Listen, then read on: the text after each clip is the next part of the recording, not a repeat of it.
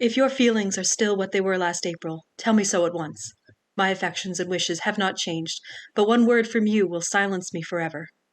If, however, your feelings have changed, I will have to tell you, you have bewitched me, body and soul, and I love, I love you. I never wish to be parted from you for this day. Oh my gosh, that was amazing. Do you feel the passion? You did that so perfectly. You sounded just like him. Okay. Why, thank you. What a superbly featured room, and what excellent boiled potatoes. That was great. I tried. Good job. Okay. I could feel the Mr. Collins seeping through. I've always wanted to do that.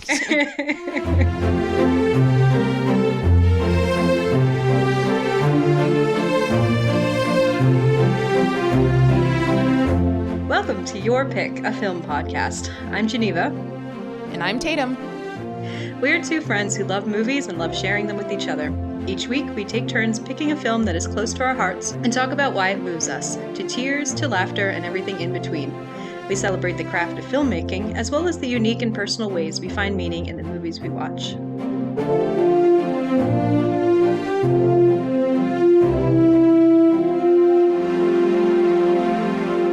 Well, speaking of the movies we've been watching, Tatum, do you want to go first? Tell us what you've been watching this week. Sure. Yeah, so I've been taking a little bit of a break from movies, and I've been catching up on some TV shows that I've been wanting to watch for a while. Oh, nice. And so one show that I don't remember exactly when the first season came out, but it was definitely a few years ago. But I never went back and watched the second season, and then it took a break for a while, and they recently announced that they're making a third season, and it reminded me of the show, and I was like, oh, I should go back and get back into that. It's an HBO original comedy called Los Espookies. Oh, I've heard that name, but I don't really know anything about it. Yeah, so it's a comedy that I think was like originally created by Fred Armisen and a few other people.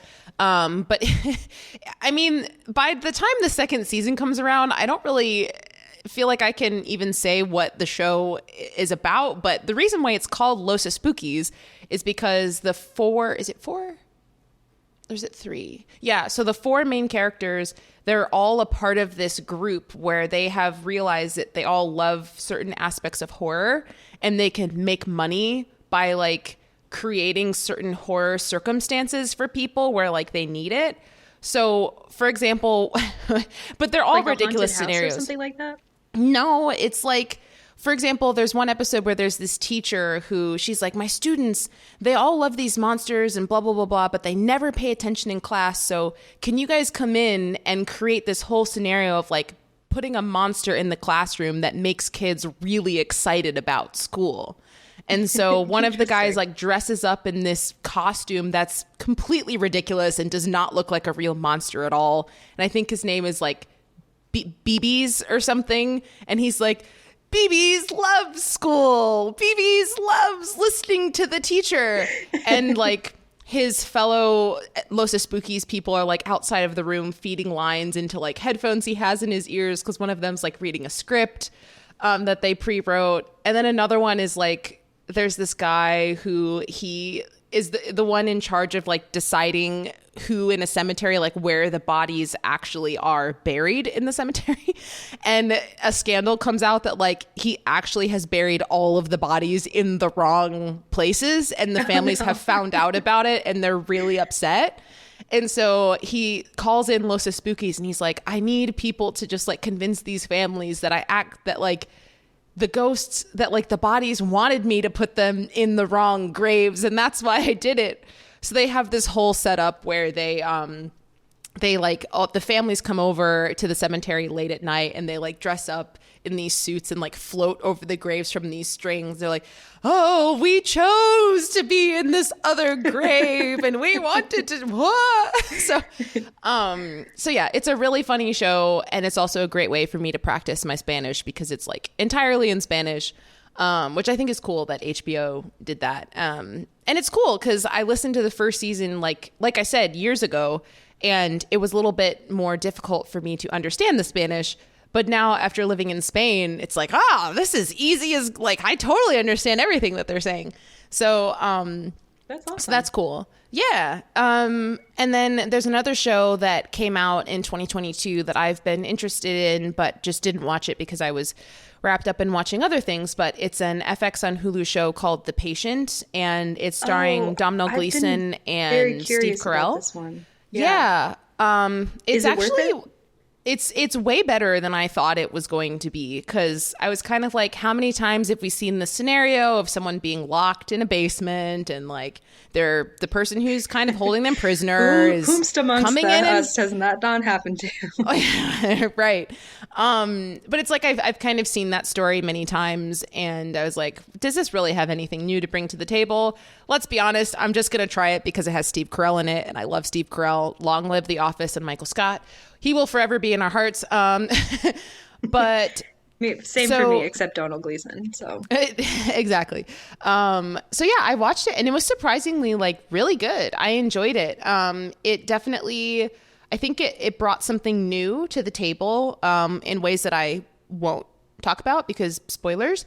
But I would say I would recommend it. I think it's good. Good. I think it's good. I think it's worth watching. The performances are really strong, particularly Steve Carell's. I think this might be his best non-comedic performance, actually, in my opinion. The first episode I think is kind of funny because he does like scream and yell, and whenever he screams and yells in anything, he just sounds like Michael Scott to me. But after that, he does really get into his role, and I think his performance is very just very impressive, and I like seeing that side of him. And the whole show, I was kind of watching it, and I kept wondering, I have no idea how this is going to end, because there's no way that this could be the end. There's no way that this could be the end. There's no way that that could be the end. How is this going to end? And so up until the last episode, I literally had like no idea what the ending was going to be, because I was like, it couldn't be this and it couldn't be that, but they won't do this and they won't do that. But yeah, and it also does a really good job of just like tying in family relationships and stuff like that. So anyway, yeah, those are kind of the, oh yeah. And if people want to know the premise of The Patient, I've noticed that I've kind of say what I'm watching. We don't really talk about what it actually is about. Oh. So The Patient, so The Patient is about Steve Carell is a therapist and Domhnall Gleeson is his patient. And Domhnall Gleeson ends up taking him to his house and locking him in his basement because he's like, the only way that I can actually tell you about the reason why I'm in therapy is if you are chained up in my basement and like can't report me to anyone or whatever. So, which I think is an interesting question. And so, yeah, the whole thing kind of ensues of can Steve Carell actually help him, and how much is he actually wanting to help him versus just doing it to play an act because he's terrified because he's locked in this guy's basement. Right. And like they build a relationship with each other, but how much is that actually real or healthy or whatever? I'm gonna say none of it's healthy. Yeah. And like ultimately, how is this going to end? Because if Steve Carell like heals, quote unquote, like heals him, or so regardless of whether he heals him or doesn't heal him, how can this end? Like, is he going to be set free, or is he going to be kept there? Is he going to be killed? Like how is it going to end? So, yeah, I would say it's quite good. It's a fun, engaging thriller. And I would recommend it. So yeah, that's The Patient and Los Spookies. All right, good to know. Yeah, I was thinking of checking that one out. I just didn't hear many people talking about it, so I wasn't sure whether it was worth the time or not, but maybe I'll check it out. Yeah, I think it just got swallowed up because so many things came out last year. There's always just, there's too much TV. There's too much. Yeah, I mean, I'm getting to it months later, so yeah. What have you been watching, Geneva? Yeah, so I watched 3 really good movies recently that I wanted to mention. I'm going to try not to spend too much time rambling on about each one, but I feel like I could definitely talk about each one for a while. Well, maybe we can do a podcast episode about them at some point. I mean, yeah, I would be down. So the first one is called Sideways. It's a kind of indie comedy that came out in the early 2000s, starring Paul Giamatti and Thomas Hayden Church. Sandra Oh is in it. And basically, the idea is it's these two middle-aged men. One of them's about to get married. Thomas Hayden Church's character is about to get married, and Paul Giamatti is his kind of sort of like depressed loser friend who takes him up to wine country for his like bachelorette week sort of celebration kind of thing.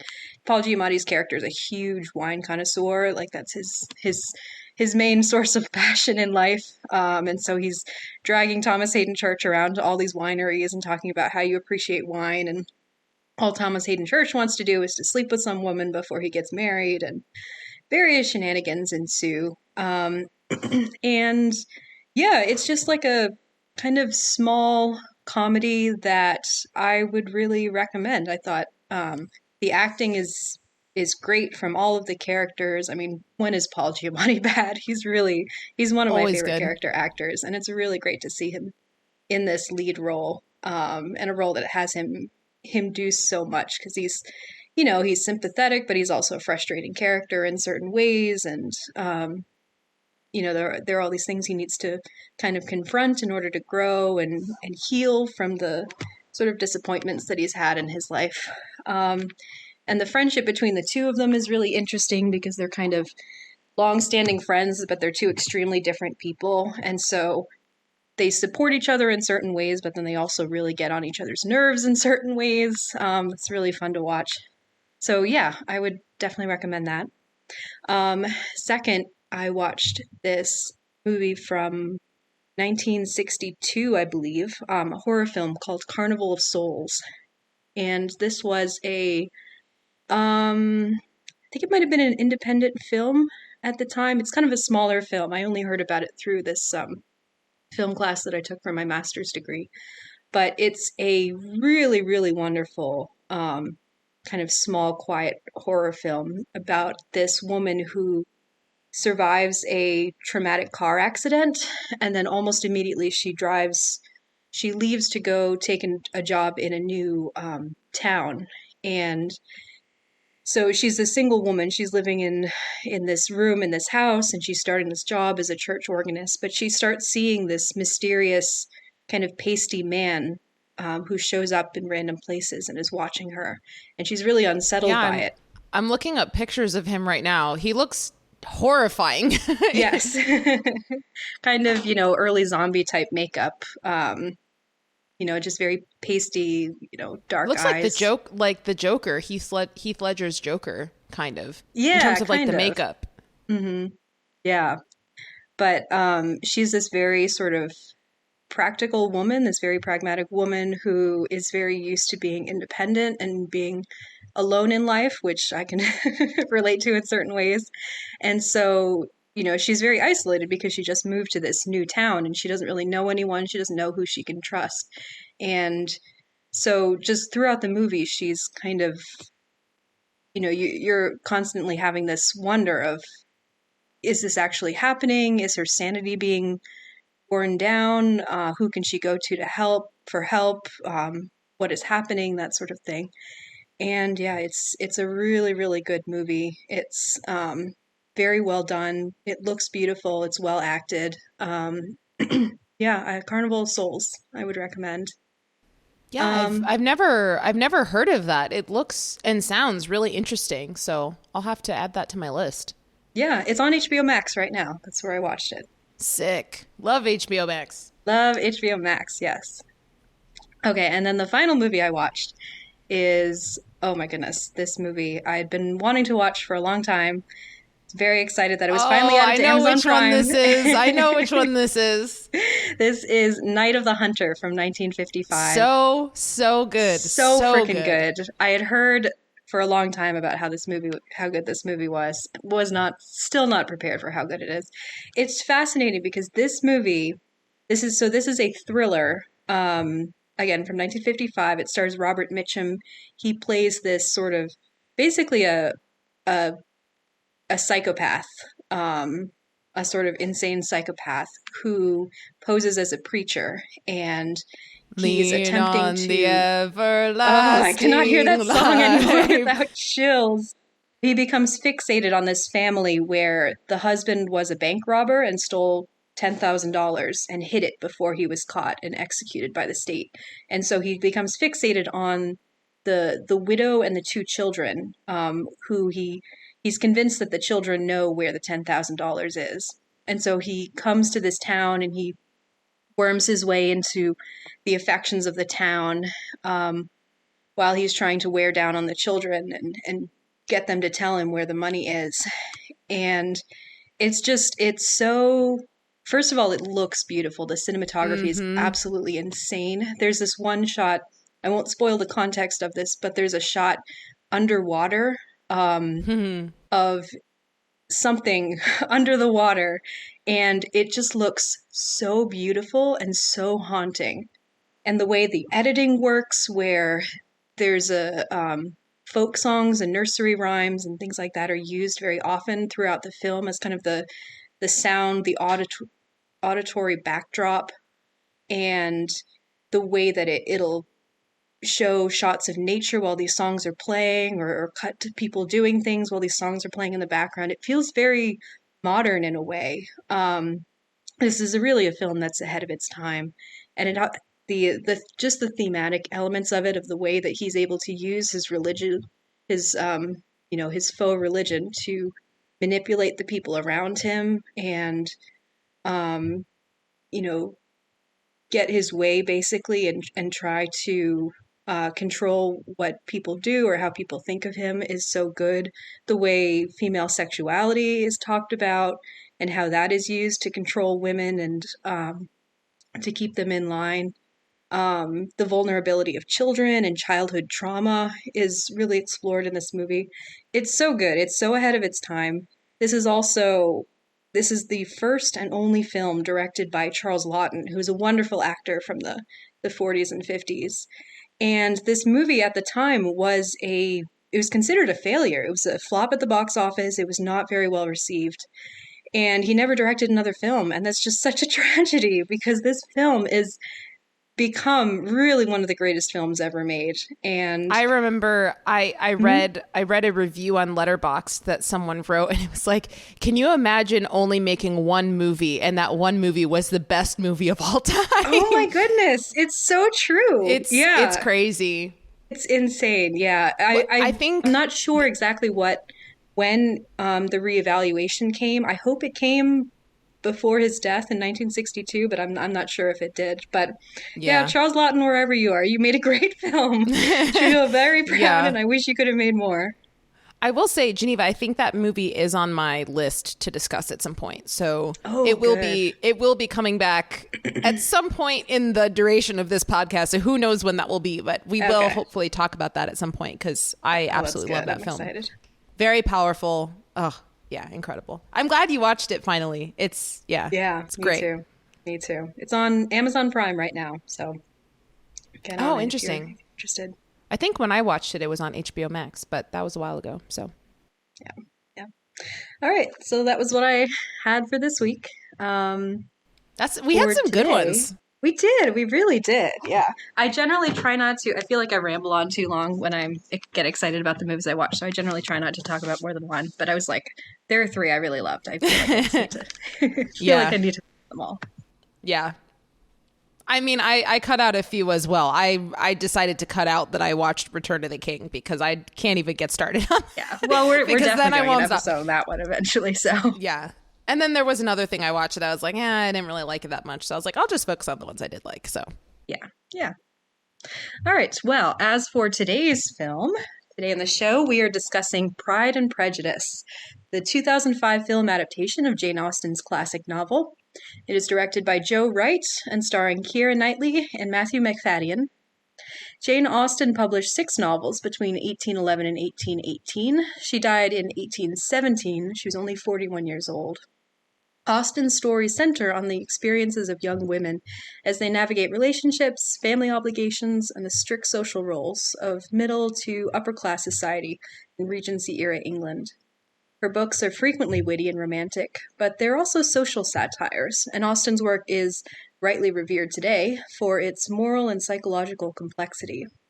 Pride and Prejudice, first published in 1813, tells the story of Elizabeth Bennet, a charming and witty young woman, and her love story with the proud but reserved Mr. Darcy.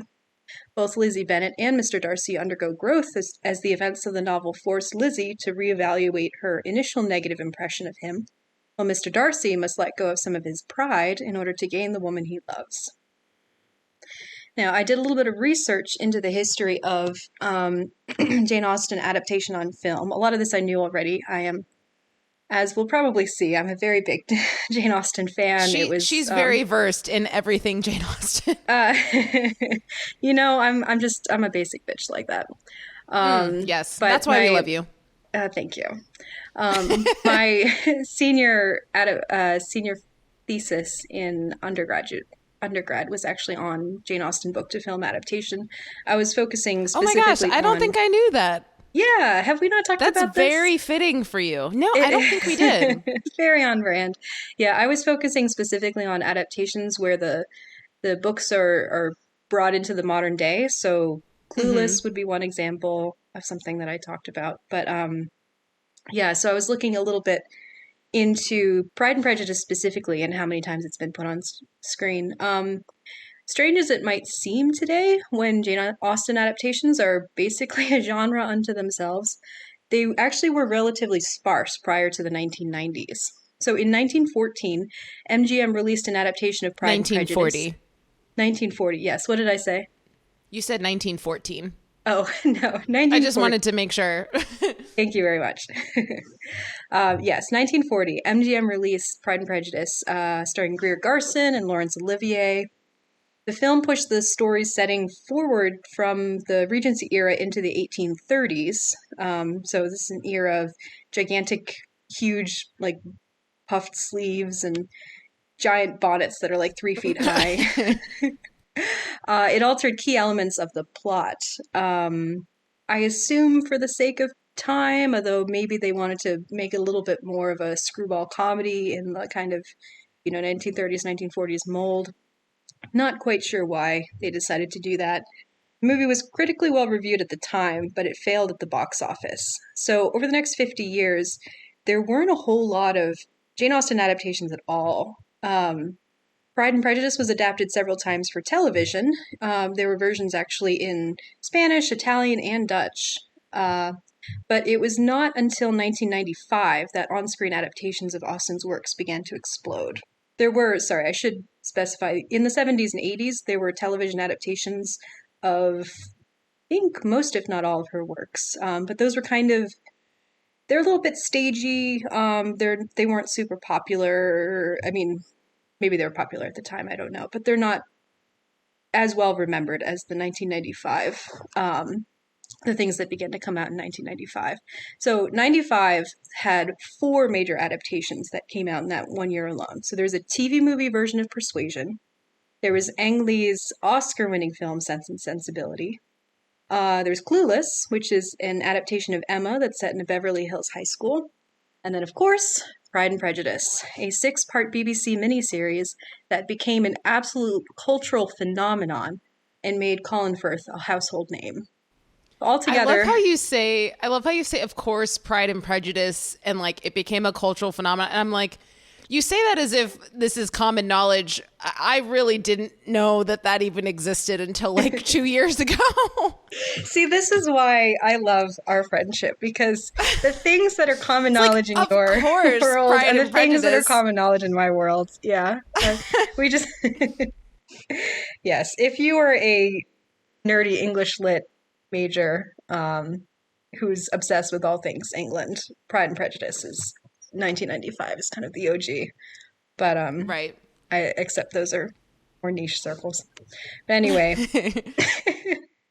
the success of that miniseries helped to revive interest in Austen's work overall, and also kicked off a series of major Hollywood releases, which included Emma in 1996, Mansfield Park in 1999, which is not a version I particularly like, but we can talk about that another day. And in 2005, Joe Wright's Pride and Prejudice. All right, so why don't we talk about our feelings about this movie and kind of if we have any history with it. So I'll start. I saw this movie when it came out in 2005. Went to the theater with it to see it. I'm originally from the Philadelphia suburbs, and there's a great sort of indie art house movie theater called the Bryn Mawr Film Institute, and they'll get more, yeah, indie movies, smaller movies, and they do a lot of period dramas. So I remember that's where it was showing. I went with my mom and a group of other ladies who were my mom's friends, and we all went out to see Pride and Prejudice together. I loved it. So this is what? This is like 12-year-old Geneva, basically, like going to see this movie with your mom and all her lady friends. Yep, 13-year-old Geneva. Love it. I was such a cool 13-year-old. Yeah, I loved it. I'm pretty sure I had read the book at that by that point. Yeah, I really loved it. I've seen it many times over the years since then. It was my introduction to Matthew McFadden, not to Keira Knightley because I'd seen Pride and Prejudice, Pride and Prejudice. I'd seen Pirates of the Caribbean, but Matthew McFadden, yeah, that was the first thing that I'd seen him in. Thought he was wonderful, and yeah, it's just one of those movies. It's such a comfort movie, and I've seen it so many times. It's so romantic. It's so well made, and I just think it's basically a perfect movie. To me, as I was rewatching it, I was like, this movie is perfect. There are things that I could talk about, and we will talk about, as regarding the adaptation choices that were made, because I don't think this is a perfect adaptation, but I think it's a perfect movie. So, Tatum, what about you? What's your history with this movie, if any? If any. Yeah, so I've also seen this movie a handful of times. I feel like I've probably seen this movie more than 10 times. I've seen it a bunch. I don't, believe it or not, I have no recollection of my first time watching this movie. I know that I watched it, the year that it came out, but I definitely did not see it in theaters. But I don't remember. I might have seen it for the first time at my grandma's house in her basement with my cousins, but I don't really know. I remember liking it when I was younger. I thought it was really funny. I didn't really connect with the romantic side of things because I think I was like 10 or 11 years old. I remember thinking that Mr. Darcy looked super old, which I guess to like a 10-year-old he is. So I was like, I don't get why he's cute. He's like a million years old. Did you also think that Lizzie Bennet was a million years old? Like, did you think it was appropriate? No. Or were you just like, no, well, why no, did I she did like not that think old man? Yeah, literally, yes, because I knew her from Pirates of the Caribbean, and I was obsessed with Orlando Bloom. So I was like, her and Orlando Bloom are supposed to be together, and Orlando Bloom is young. Who's this old guy? That's hilarious. Now I'm looking up the age difference between them as you talk. Keep going. It's probably not that much. It's probably not that much. I think it was like the sideburns, and I don't know, but yeah, the old fashioned hairdos. Yeah. But anyway, so yeah, I didn't really connect with like the romantic side of things when I first watched it, which I think is like one of the primary storylines of this movie. But I really just enjoyed it as a comedy. Because I realized rewatching it yesterday, I kept writing down, this movie is actually really funny. I wrote down several quotes and I couldn't even write down all of them that genuinely made me laugh because they're just they're just really funny. So yeah, I do really like this movie. I think that Geneva is right in that, I mean, not that there's a right or wrong answer, but I think for me, it definitely is kind of just a comfort movie where if I'm in a bad mood or just want to watch something that's familiar and kind of makes you feel happy and good inside, this is definitely a movie that I would put on in those type of circumstances. I do think it, similar to what Geneva said, I do think it's incredibly well made. I think the casting in particular is perfect. I think every single actor that is put in every single role in this movie is the perfect choice. I think the costume design is great. I think the production design, the location, whoever the locations manager is, like, I don't think there's an Oscar for locations management or in location scouting, but the location manager of this movie deserves an Oscar because the sets and the locations, well, sets and locations are different things, but the locations that they choose are incredible. So yeah, I think it's very well made. I read that it was shot entirely on location. So it was completely shot in Oh, England, and at least from what I could tell, they didn't build any sets. It was all, houses that they found or fields, and that okay. beautiful I think it's called a folly, that like stone structure where they have the first proposal takes place. It's all Mm-hmm. things that they found in various parts of England. Yeah. So shout out to the locations manager because it's really impressive. But yeah, I agree with Geneva. The movie's really well made. I think I do really enjoy watching it, and I'm excited to talk about it because there's definitely a lot to talk about here. Not just the story, but also, like I said, and like we both said, the locations, the production design, the costumes, the all of the things. There's a lot to talk about here. So yeah, I'm excited to get into it. Yeah, agreed. Just out of curiosity, have you read the book, or have you seen any other versions of the Pride and Prejudice story that you have to kind of compare to this one? The answer to the first question is I saw this movie and then I tried to read it. But again, I think I was like 11 years old, which, yeah. So I read like I don't even know how much of it I read. I remember I got to the point where Mr. Bingley and his sister and like all of them are kind of sitting in the room talking while Jane is sick. And I Hmm. was like, yeah, I can't keep reading this. So I've read part of it. I've never gone back to it, and I don't remember really anything that I read because I was really little. As far as other adaptations, I don't know. I don't think so. But maybe. But my knee jerk reaction is no. This is the only Okay. version I've seen, but I could be wrong. Yeah, just curious. And because there's been a couple of those sort of modernized adaptations. I mean, there's the Lizzie Bennet Diaries, which is a wonderful YouTube series from about Nope. 10 years ago or so.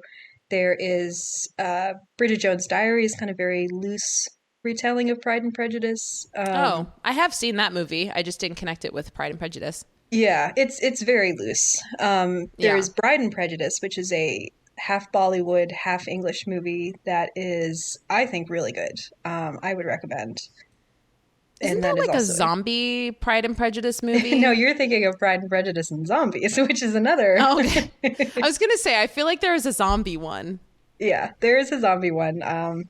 Weirdly, I was not as excited about that one, but Weirdly, yeah, but I definitely have not seen this so like apparently cultural phenomenon 6-part BBC series. I have not seen that ever. So, well, yeah. we both have a mutual friend who I think would love nothing more than to sit down with you and watch it through.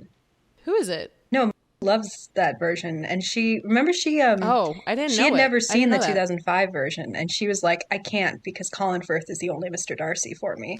And so I Oh, finally sat her down and interesting. she watched it, and she was like, this is fine, but it's not the 1995 version. Interesting. Yeah. Okay, yeah, I was just curious because as I was watching it, that was something that was kind of on my mind. Is just to start off, I think this is a really interesting as a work of adaptation because it's a movie that, it retains the plot, it retains all of the characters, and in some ways it retains the spirit of the movie, but there are really specific, interesting decisions that it makes with adaptation that actually change quite a bit what the book is doing, but in a way that I don't mind. And I'm not always a purist when it comes to book to film adaptations. I'm definitely less so than I used than I used to be. As a child, I was very much like, you must adapt Because you everything perfectly or because you it's realized a how failure. infrequently that actually happens. Well, interestingly, it was writing this thesis that made me this undergraduate thesis that made me think a lot more deeply about it. And to me, I think the important thing is that the movie as a whole works, and that it's consistent and coherent, and it's telling a story well. And as long as the director has a very strong idea of what story they're telling, if it ends up being different than the book, I don't always necessarily mind. Now, granted, that is a very I can be very biased about it because as I mentioned before, there's a 1999 version of Mansfield Park that changes a lot of the story, and I love Mansfield Park. That's probably my favorite Jane Austen novel, and I feel very protective of it. And so even though I think that movie is probably very well made, I've never revisited because I was very upset by the adaptation changes that they made. I literally have never heard of Mansfield Park in my life. I've not raved to you about Mansfield Park and how no. I don't think so. No. I'm not giving you all my There's hot takes on I really don't know anything about Jane Austen. I feel like every time a Jane Austen movie comes out, I can tell by the trailer that it's Jane Austen, but then I'm like, "Oh, never heard of that story." like well, she only I'm wrote like, six "Oh wow, novels. she's really made a lot of movies that people or stories that people seem to really care about because this is like yeah, anyway. Yeah.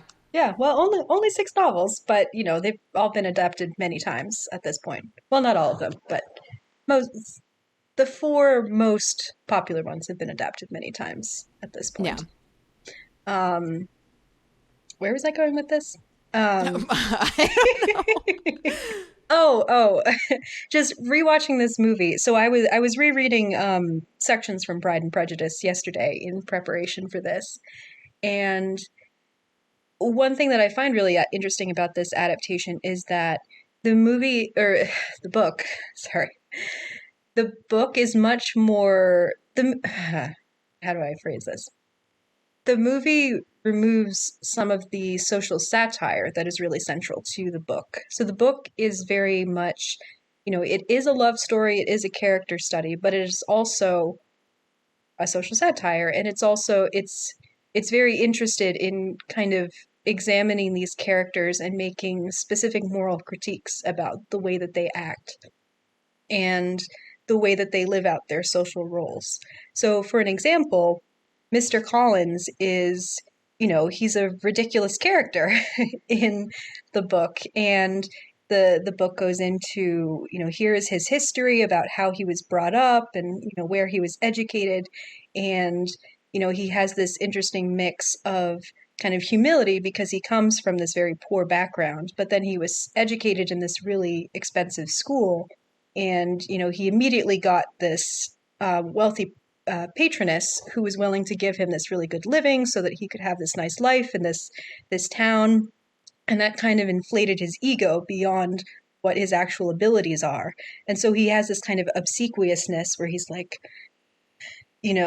all faux humble, but then at the same time he has this, he's constantly going on about his, how nice his house is and how great his patroness is and things like that in a way it's ridiculous, and it's a character flaw, it's a weakness in him. And in the movie he is still he is still ridiculous in certain ways, but the movie is much more presenting him, to me anyway, as a character that's very deeply socially awkward. And so he says things that are kind of funny and kind of ridiculous, but it's because he doesn't really know any better, because he doesn't really know how to relate to people. The performance of Tom Hollander, he's often not looking people in the eye, and he speaks as if he's reading off of this thing that he wrote in his head, and he's just kind of reciting it and not really understanding how to react to people in the moment. And I think it's so interesting because that's such a different interpretation of Mr. Collins, where one, we can be critical of him, we can be a little bit, I don't want to say judgmental, but we are judging the fact that he is a character who did not respond to the situations in his life well, and therefore is judgmental of the people around him, and is a person who has a lot of growth and maturation that he should be going through, but he's not. Versus in the movie, where we can have a little bit more pity for him or a little more empathy for him. I don't know. Did you have that thought when you were watching? I'm not about the adaptational changes specifically, but do you have a similar read on Mr. Collins that I do in the movie? Yeah, I mean, I think he just is an extremely socially awkward person who just doesn't doesn't know how to communicate, and so he kind of just leans on things. It seems like that he's just heard other people say, or other people say that this is supposed to be important. So I guess I'll just say this over and over and over again so people see that I'm important, but I don't know how to do that. So yeah, I think I kind of, maybe this sounds mean, but I kind of pity him because I feel like he's socially awkward, but at the same time, he doesn't realize that he is. I don't know. I mean, I feel like I feel like he doesn't know that he's socially awkward. He's like, no, this is just how I speak. I don't know why other people are like laughing at me or whatever, because this is like, what's wrong? I don't know. So, yeah, I kind of pity him in that way, but, at the same time, it's really funny. It is, yeah. Well, and like this is just sort of emblematic of the what I think is interesting about this movie as a whole is that this it does this for a lot of the characters. So in the book is much more critical of Mr. and Mrs. Bennet because of the dysfunction in their marriage, where Mrs. Bennet is this person who is just, she's very selfish, she's very single-minded, she's very she's really only focused on one thing, which is getting her daughters married. But you don't I mean, you get a sense a little bit that it's for their benefit, but it's also largely for her own ego. She's always wanting to take down anyone else who's in her path for the sake of getting her daughters married. And her husband, Mr. Bennet, he's a much smarter, much wiser character. He's a lot more similar to Lizzie, but he also has these character flaws in that he's very sort of indolent, he's very hands off. He's very just like, "Oh, my family, they're all dumb. They're all ridiculous. I'm just gonna, Lizzie's fine. She's a little more tolerable than the others. Maybe I'll hang out with her. But otherwise, I'm just gonna kind of, go into my study and let Mrs. Bennet take over everything." And that really comes back to bite him when the whole Lydia incident comes down because, he should have known that this was a bad idea. He should have put his foot down, but he didn't because he was lazy basically, and he didn't want to deal with it. And so as a result, their marriage, there's a lot of dysfunction in this family. And the movie is much more open-hearted toward these characters, where it really does it gives you a lot of sympathy toward Mrs. Bennet. She is this middle-aged woman who has literally nothing better to do than to make sure her daughters are well married. And it gives her a line where she basically states that, and it's a great line. And Mr. Bennet is also not really... When you have 5 daughters, Lizzie, tell me what will occupy your thoughts. And she says that, and I'm kind of like, I see where you're coming from, point. lady. Like, if you're living in a society where that's the only thing that matters, and you have 5 daughters, I get it. I mean, not necessarily that I would behave the same way, but I can see how you got to where you're at now. Mm-hmm. Yeah, absolutely. And it portrays the family as being just very close and kind of, they're close quarters. They're constantly together. And they get on each other's nerves sometime and they make mistakes, but there's a lot of love in that family in a way that I don't think is necessarily there in the book. Which again, it's not a critique of the movie. It's not a critique of the book. It's just an adaptation change. It's a different way of telling the story. And I find it really interesting. And I think it works really well in the movie for the story that Joe Wright is telling. It is a change. Yeah, I don't know. Any thoughts on this, on the the way that the characters are presented, the sort of open-heartedness that I find in this movie? Yeah, I mean, like I said, I have not read the book, so I can't draw any sort of comparisons, but yeah, I mean, I do definitely get a sense that, I don't know, I feel like the movie does a very good job of,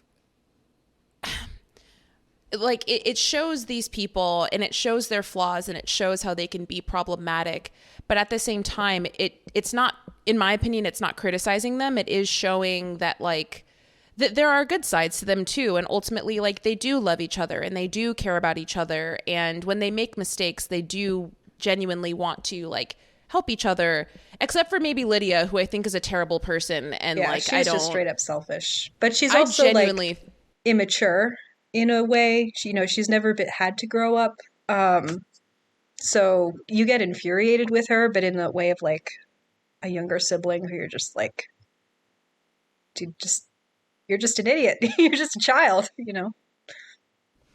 Yeah.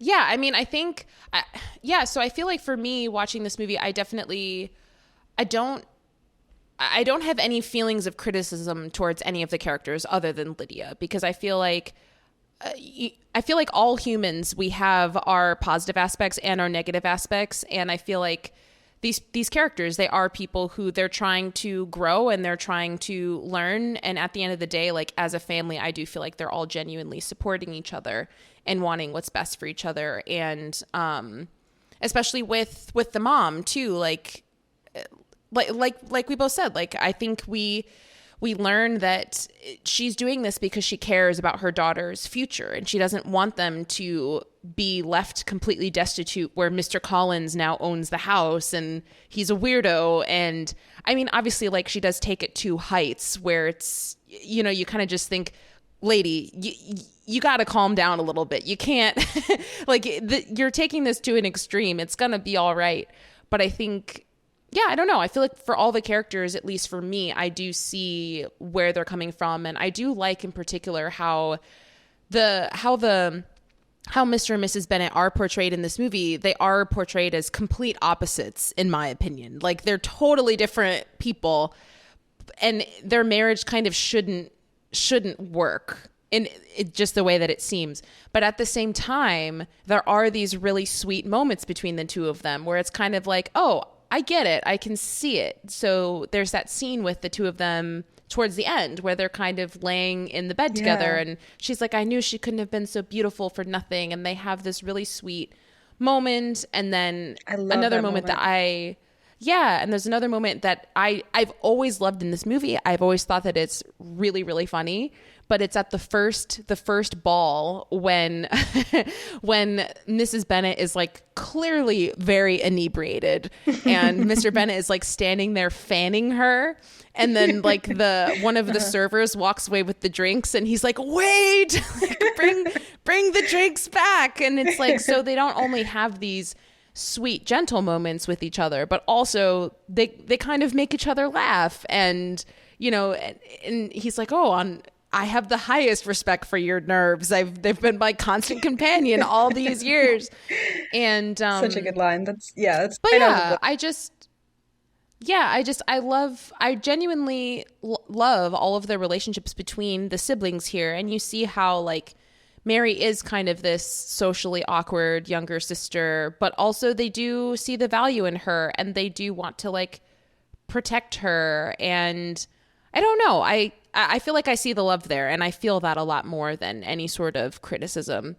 I actually, that would maybe be a complaint of mine. I wish that Lydia was I wish that there was more critique of her. And I feel like there is kind of an attempt to maybe argue that like, oh, well, it's not her fault, or like she's just young and she's innocent. And I'm like, no, she actually sucks. Like we need to criticize her a bit more, because she just does whatever she wants, even though she might destroy the entire family. But even though she literally also knows that like the guy that she's marrying is being paid to, like, she knows that, but she doesn't like, how can you not care? That's just, I don't get it.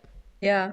Well, I think part of the journey of Lizzie in this movie is her kind of being in this place where she recognizes her family's flaws and ridiculousness, but kind of laughs at them with affection, toward her still having a similar relationship, but being a bit more critical and a bit more willing to be like, put her foot down and say, okay, this is not okay. You know, like she tries to tell that to Lydia at the dinner table after she comes back married. She's like, don't you realize why your aunt was yelling at you? Like, don't you realize what you did? And Lydia just doesn't want to hear it. So, I don't know. I was really, I feel like there is this sort of motif in the way that the film is directed between the public life versus the private life. I was really struck by that throughout the movie, the way that the filmmaking kind of distinguishes in the life of the Bennets, the fact that they are so often just all together, all in the same room, and there will be a wide shot of them all at at the dinner table or the breakfast table or in the living room or something like that, and they're all kind of talking over each other and they're all kind of jumbled.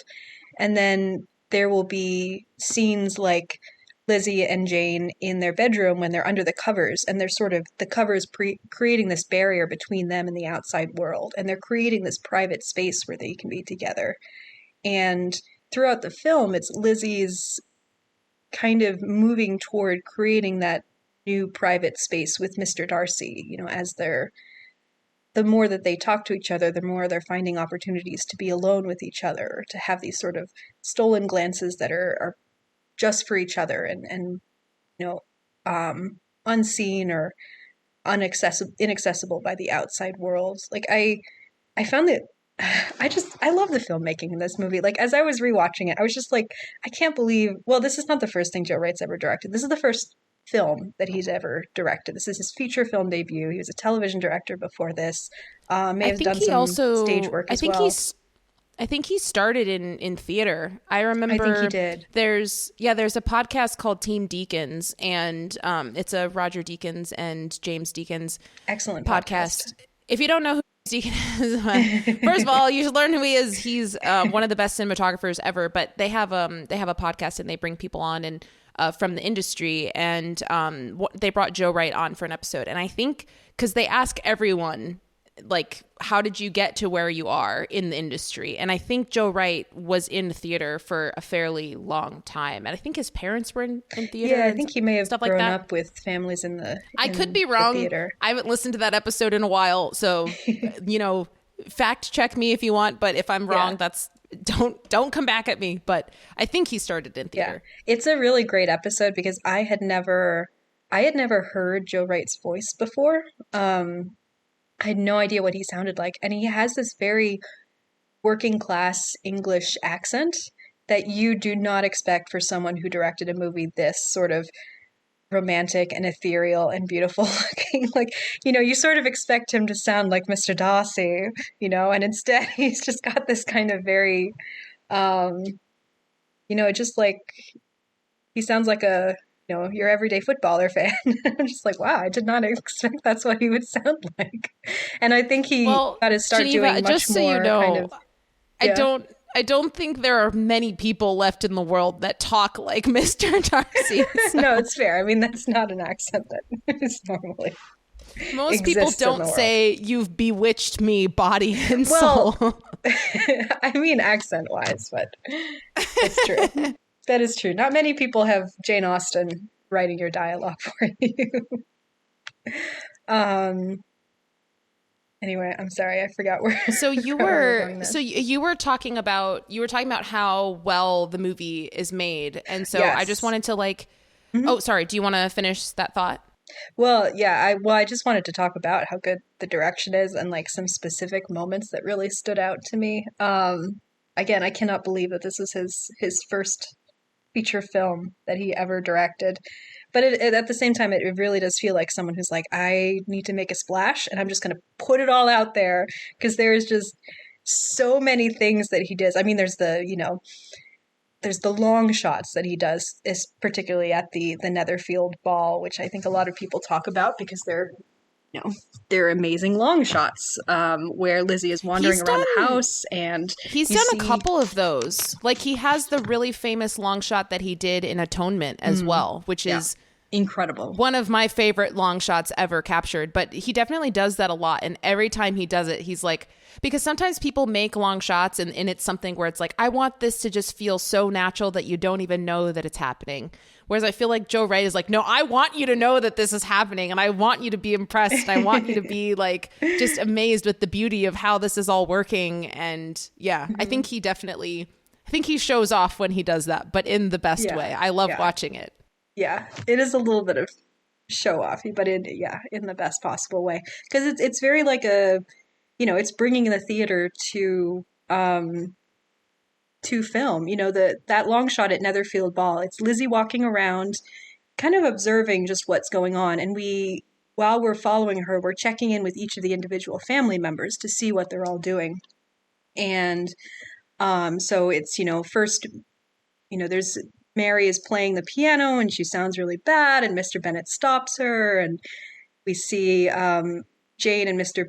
Bingley walking around, and we see kind of the status of their relationship right now, where Mr. Bingley's like kind of a lovesick puppy just following her around, and she's like, she likes it, but she's not the kind of personality that's very expressive, so she looks a little bit more distant. And there's that really sweet shot where he's fingering her ribbon, like he just wants to be close to her, he just wants to touch her, but he can't do it in a socially acceptable way, so he's touching her ribbon. It's so sweet.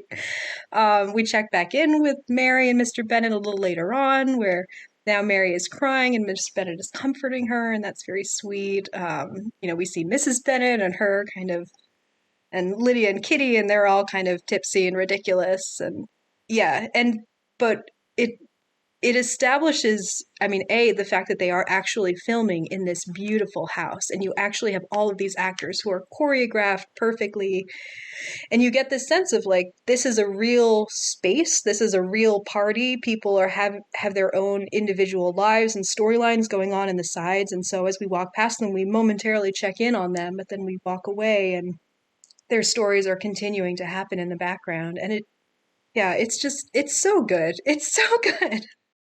I can't even imagine how many takes that took, because, maybe they rehearsed it so much and they were agonizing over it that it didn't take as many takes as one might think. But I can only imagine, if they only did it in a few takes, how much prep that would have required, because it's like you're not only checking in with one character once. It's like, no, you see them over here, and then 45 seconds later, you see them over here doing a totally different thing.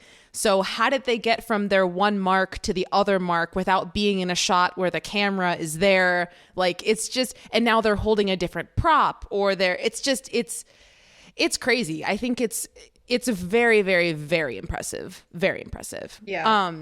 And speaking of things being well made, there was another thing in this whole scene or this sequence of them in this ball that I actually just picked up on this time watching it, and I just thought, wow, that's actually such a clever decision, which was, there's the scene where Mr. Collins asks Lizzie to dance. And so they do this dance, and Mr. Collins is clearly trying to talk to Lizzie, but thank God the choreography of this dance does not put them in any sort of place where they're able to have a long sort of conversation. And so he eventually stops and pulls her into the middle and is like, I just want to let you know that I'm going to be staying close to you throughout the evening, whether you like it or not. And she's like, okay. But then I love how after that sequence, there comes the sequence where she dances with Mr. Darcy, where it is the complete opposite. It's like the choreography of this dance is specifically such a type of choreography where they can talk the entirety of the dance. There really isn't any sort of break that is long. And so it's she doesn't also have Jane trying to hold a parallel conversation with her at the same time too. It's just focused on the two of them. Yes, but I feel like regardless of that, the choreography of the dances is different for specifically for that reason. And it's even if she doesn't want to talk to him, she has to, because and then there's the very famous cut to when they're dancing and everyone else has disappeared. But I just noticed on this rewatch the very, like I said, I think clever juxtaposition of having that one dance where the choreography makes it such that she can't have any sort of conversation, and then jumping to this other dance where it's like you have no choice but to have a conversation.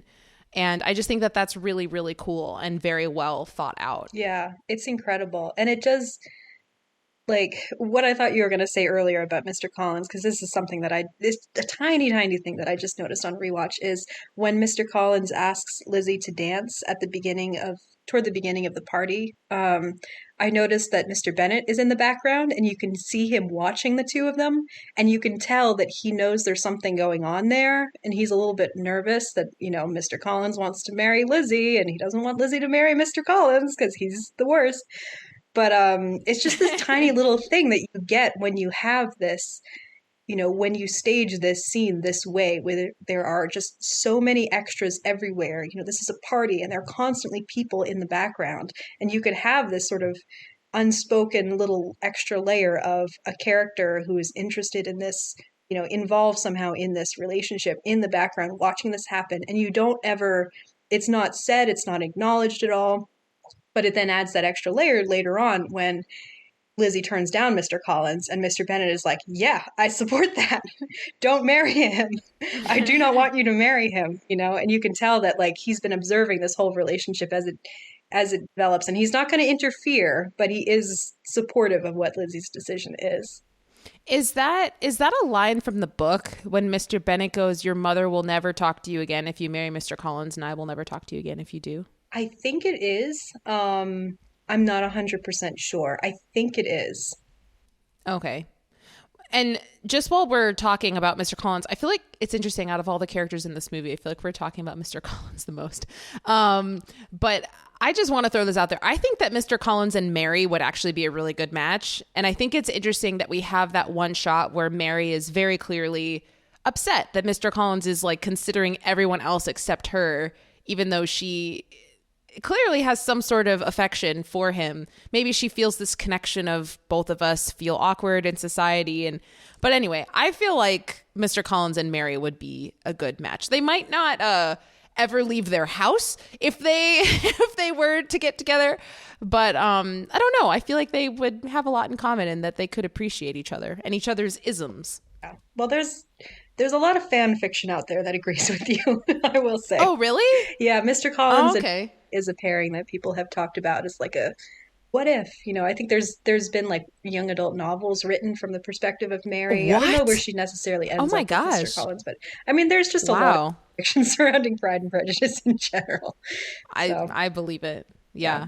I also wanted to throw out there, I guess, I mean, we have to talk about this at some point because I think it is, in my opinion, the most relatable quote out of this entire movie, which I'm pretty sure you know what it is, and maybe not. But I remember when I was in Spain, so I was 27 when I was in Spain, and I was going through a very tumultuous time in my life, as I think all of us are in our 20s and 30s and 40s and 50s, and I don't even know. Maybe all of life is like that.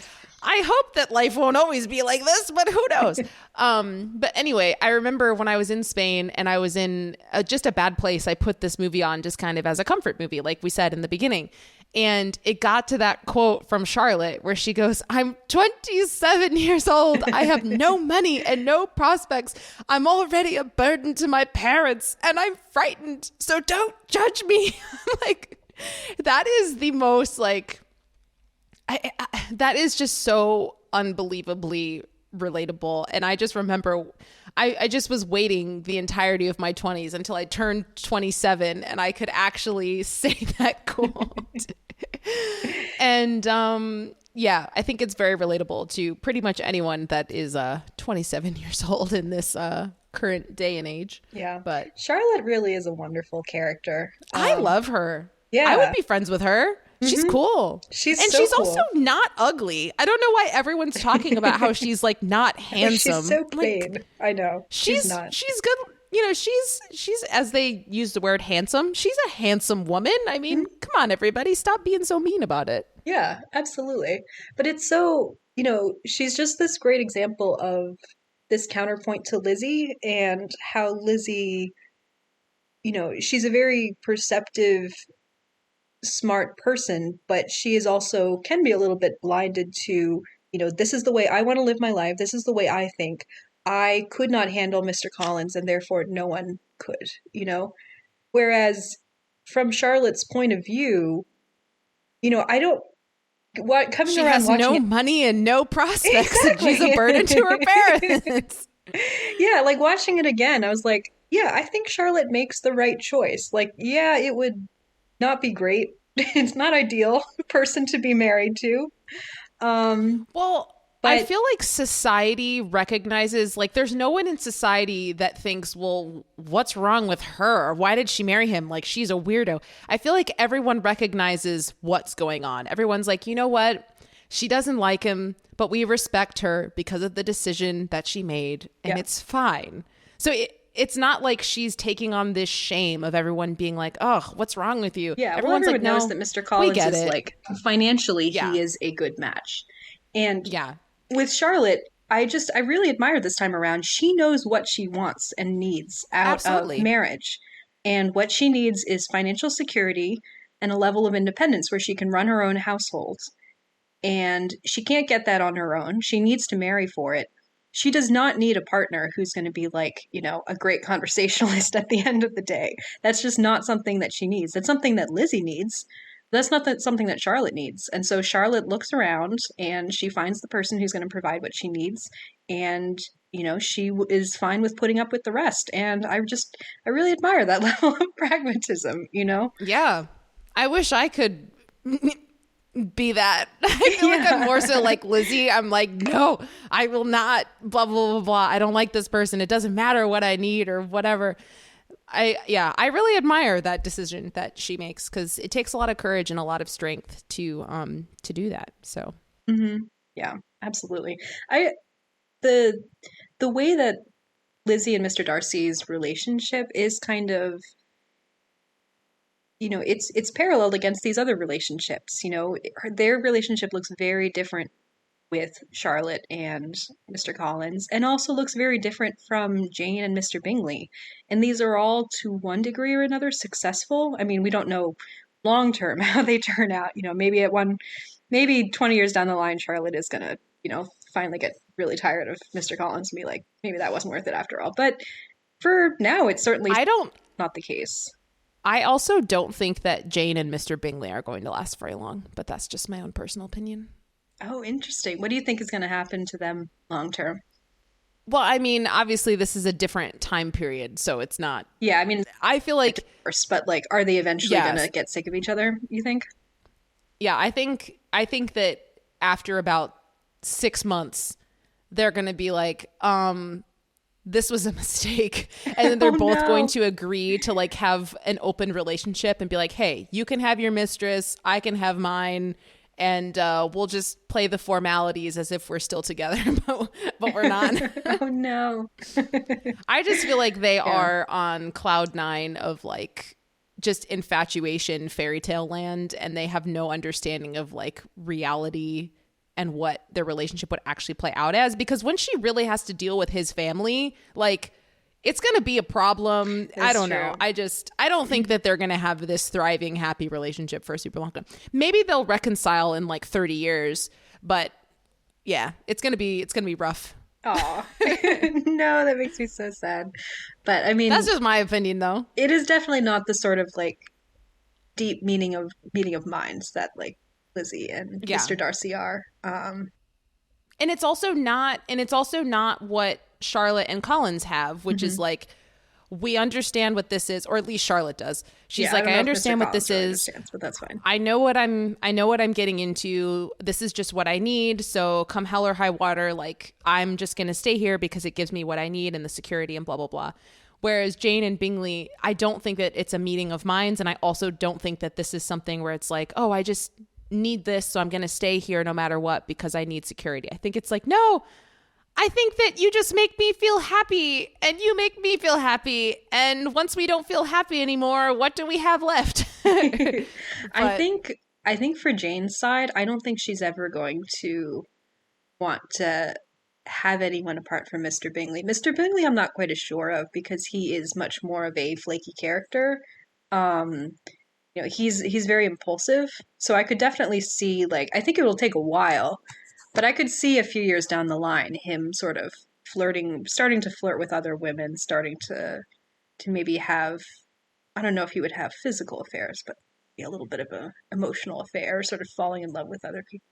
I don't know. This feels very disrespectful somehow to speculate about, but I can see where you're coming from. I mean, again, like I have not read the books and I have zero relationship with Jane Austen. So respect to people who love her and love her stories. I apologize if I have said anything to, I feel like I don't want to be that person because I know that for me, like I have books that are and stories that are very personal to me. And so if people, like for example, with Little Women, if people just think, oh, well, Elizabeth or Joe and Joe and Friedrich, it's just like this made up thing and they don't actually, I'm like, okay, how dare you? How dare you attack this? Like, I'm upset because this is important to me. So I don't want to be that person to other people. So this is just my humble opinion. But if it is important to you, then that is fine. I respect your opinion. Well, to me, it's just that Jane and Mr. Bingley are kind of the most guileless, open-hearted, sweet people in the book. Or, sorry, in the, well, book and movie. Like, they're both just complete sort of innocent, open-hearted, like they're nice to everyone, they love everyone and everything. There's no duplicity in either of them. There's no like, maliciousness whatsoever.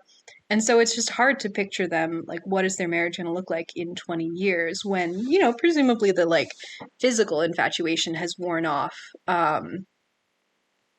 Yeah, what is it going to look like when they are left to their own devices, possibly like running out of money? And yeah, I don't know. It's an interesting thing to speculate about. Again, I'm sure you could find some much fiction out there. I mean, we're kind of writing our own right now. We are, yeah. Yeah. So going back to Charlotte, there is something that I just wanted to say, which I don't know. I feel like everything in this movie is so intentional that this must be an intentional choice, but it's always felt kind of weird to me. The fact that when Charlotte and Mr. Collins, when they go to Lady Catherine de Bourgh's house, when they walk in, Charlotte has this weird bird wing flapping feather thing on her head. Yeah. And I think it's really, really silly. And I feel like it would make sense for Mr. Collins to wear something like that, of just like, I'm trying to dress nice, but I don't know how to do it, so it's ridiculous and everyone's laughing at me.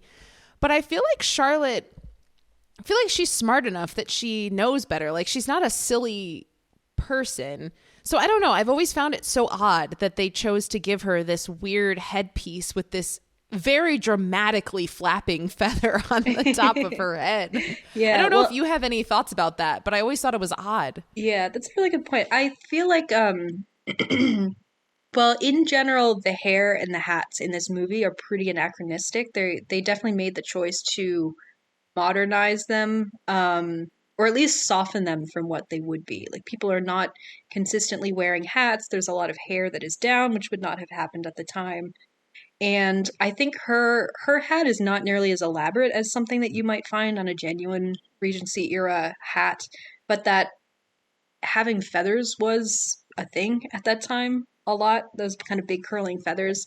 So to me, I think the way it reads is she is dressing up for her new station in life. And this is what, because this is, you said this is when they go to visit Lady Catherine, right?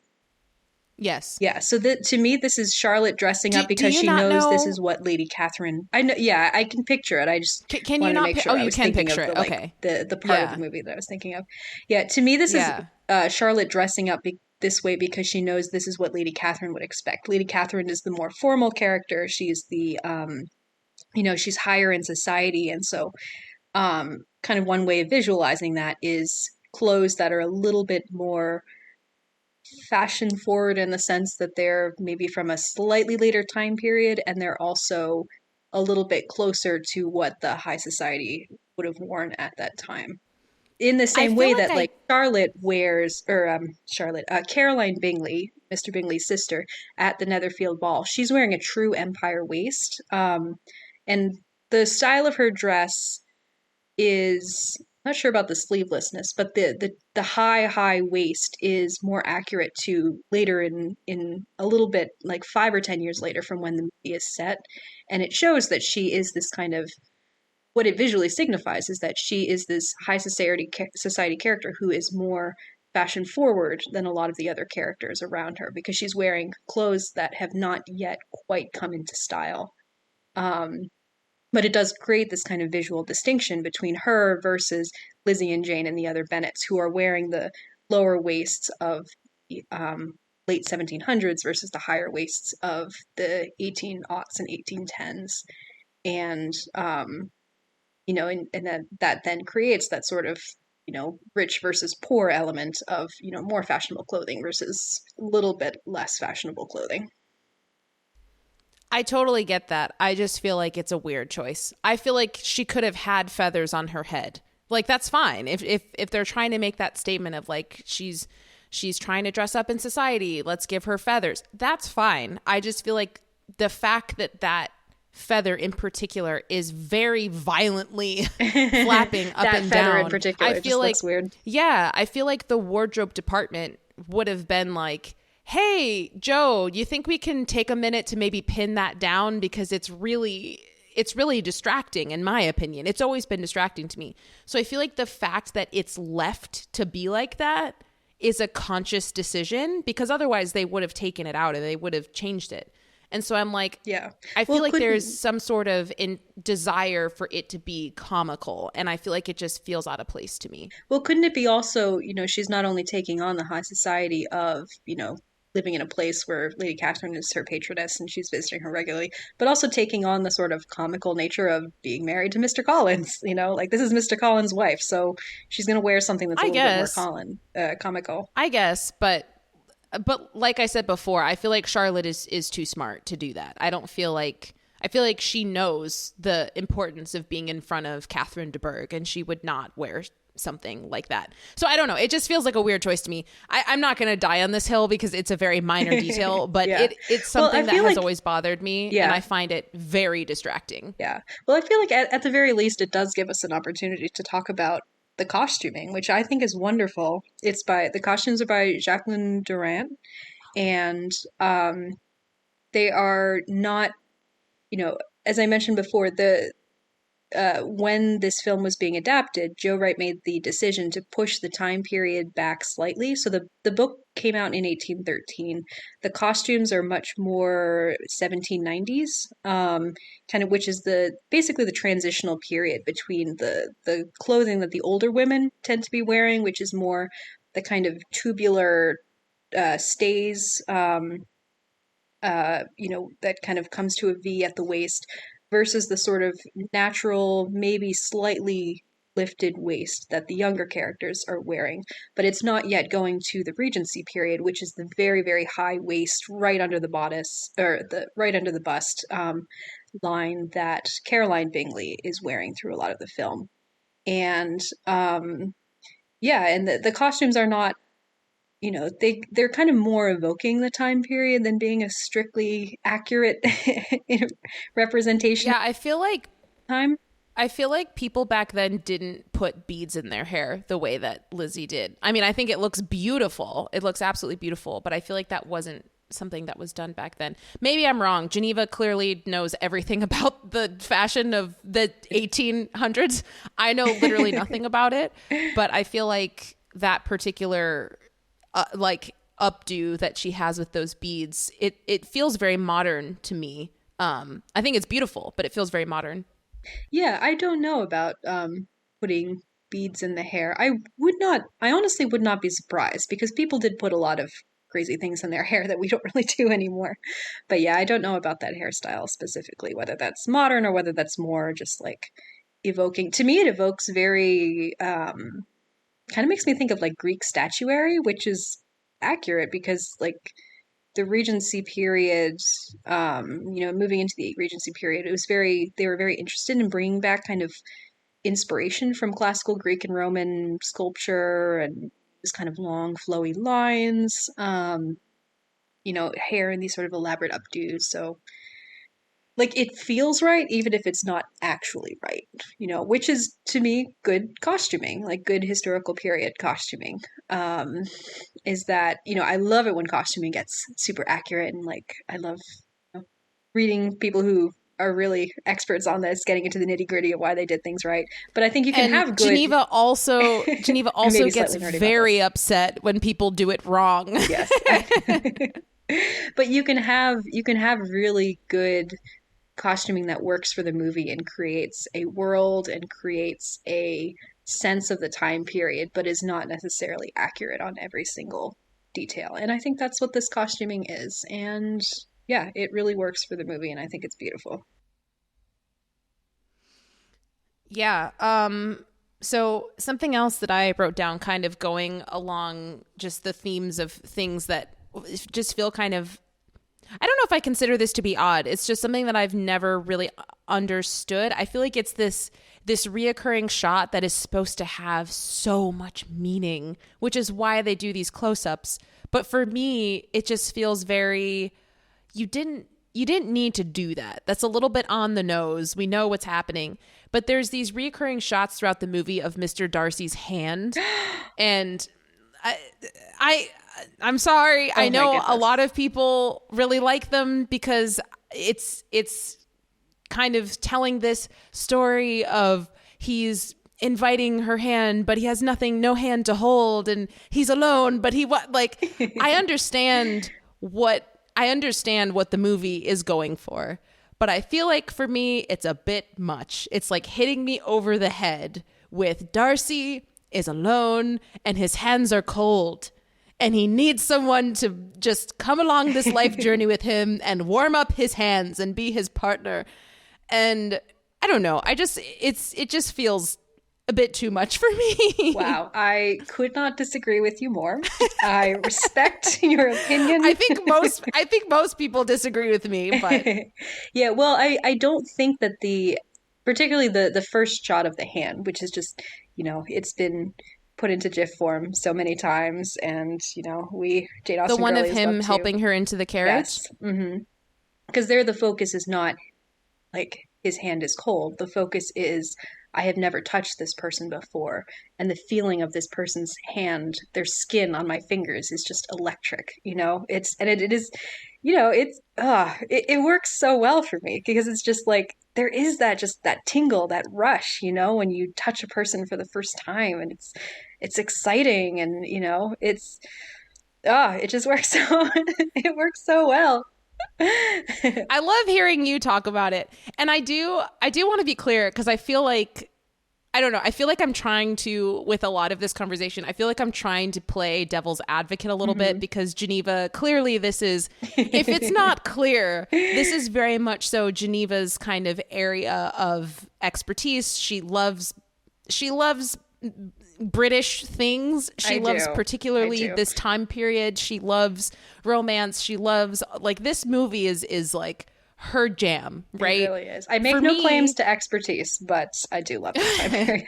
compared to me, you are way more of an expert than I am. Whereas for me, it's like I don't necessarily like have that same strong personal connection to the Mhm. story. So I really love the movie in terms of like I said before, the locations, the costume design, the acting, the film, the cinematography, the writing. I do genuinely love this movie. But I feel like for whatever reason that I can't even fully identify, for whatever reason I've taken on this role of I'm just gonna say things that I complain about, blah, which is It's all right. in We all can nitpick honesty the things that we love it's very minimal. Like there aren't many things about this movie that because I it's a perfect dislike movie. and even the things that I said, I don't dislike them. I just find them to be Yeah. odd decisions that are very glaring to me. But I just want to be Yeah. clear. I do love this movie. I think it's Yeah. very well made. Well, I actually, I'm just glad don't you brought that have up because I don't have the same level of praise because I yeah. don't have the same level of like just connection to everything else about the storyline and the books and the author and the time period and the like everything else about it I don't have any Yeah. connection to. So Okay, so another thing I love about this movie is just, I mean, we talked about a little bit earlier about the locations, the fact that it was all shot on location, and just the romanticism of this movie in terms of how connected to nature it is. I mean, one of the adaptational choices that Joe Wright also made, or was this decision to make the Bennets a little bit more impoverished and a little bit more rural than they strictly would be in the book. Um, they are not, it's not, it's not strictly accurate for them to be kind of um, the women to be walking around all the time with mud on their hem, apart from that one very specific period where it's important to the plot that Lizzie has mud on her hem. But, to have pigs walking through the house all the time, to have the house be so shabby and in such disarray. But it's a choice he made for the story, which establishes the urgency of, why all these girls need to get married, because they're basically slowly declining into poverty. But it also just contributes to the gorgeous aesthetics of this movie and how connected Lizzie and the rest of her family are to nature. They're this farming family, and she has this connection to nature, and nature plays such a huge part of the movie. You have the weather sometimes reflecting on the characters' moods. The emotional intensity of the proposal scene is mirrored by the fact that it's raining and storming outside and everything like that. So, yeah, do you have any thoughts on just the frequent use of nature in this movie, and how many scenes are set outdoors and things like that? I mean, I've honestly never really thought about it beyond the fact that all of the shots in nature are just, I think, undebatably just stunning and So very gorgeous. well chosen in terms of how they're used and in what scenes they're used.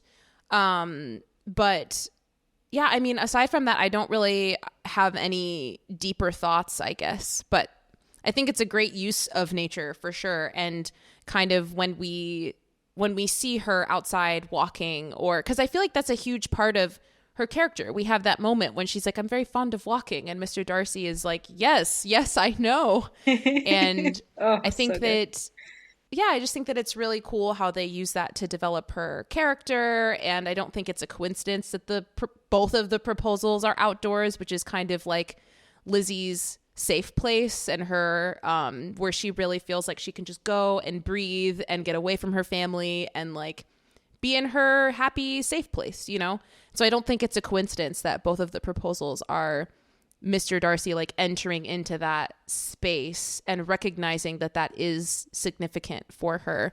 That's a really good point, and I never thought about that, because it then contrasts with Mr. Collins' proposal, which is indoors at the breakfast table. Yeah, interesting. When he's declaring, quote, the violence of his affections. Wow, I don't think your absolutely affections are very overwhelmed. violent, but that's okay. Before he And now gets there's run nothing away left with for his me to do feelings. but to declare in the most animated terms the violence of my affections. Now, before I get run away with my feelings, Yes. like, oh, yeah, I'm really sensing your feelings here. Uh-huh. Yep. Mm-hmm. Yeah. Yeah. I feel like we have not really talked that much about Lizzie and Darcy. Like, we've talked a lot about Charlotte, we talked a lot about Mr. Collins, but we've not really talked that much about Lizzie and Darcy yet. So, Who are Lizzie and Darcy? Who are really they? never heard of them. But yeah, Never heard of them.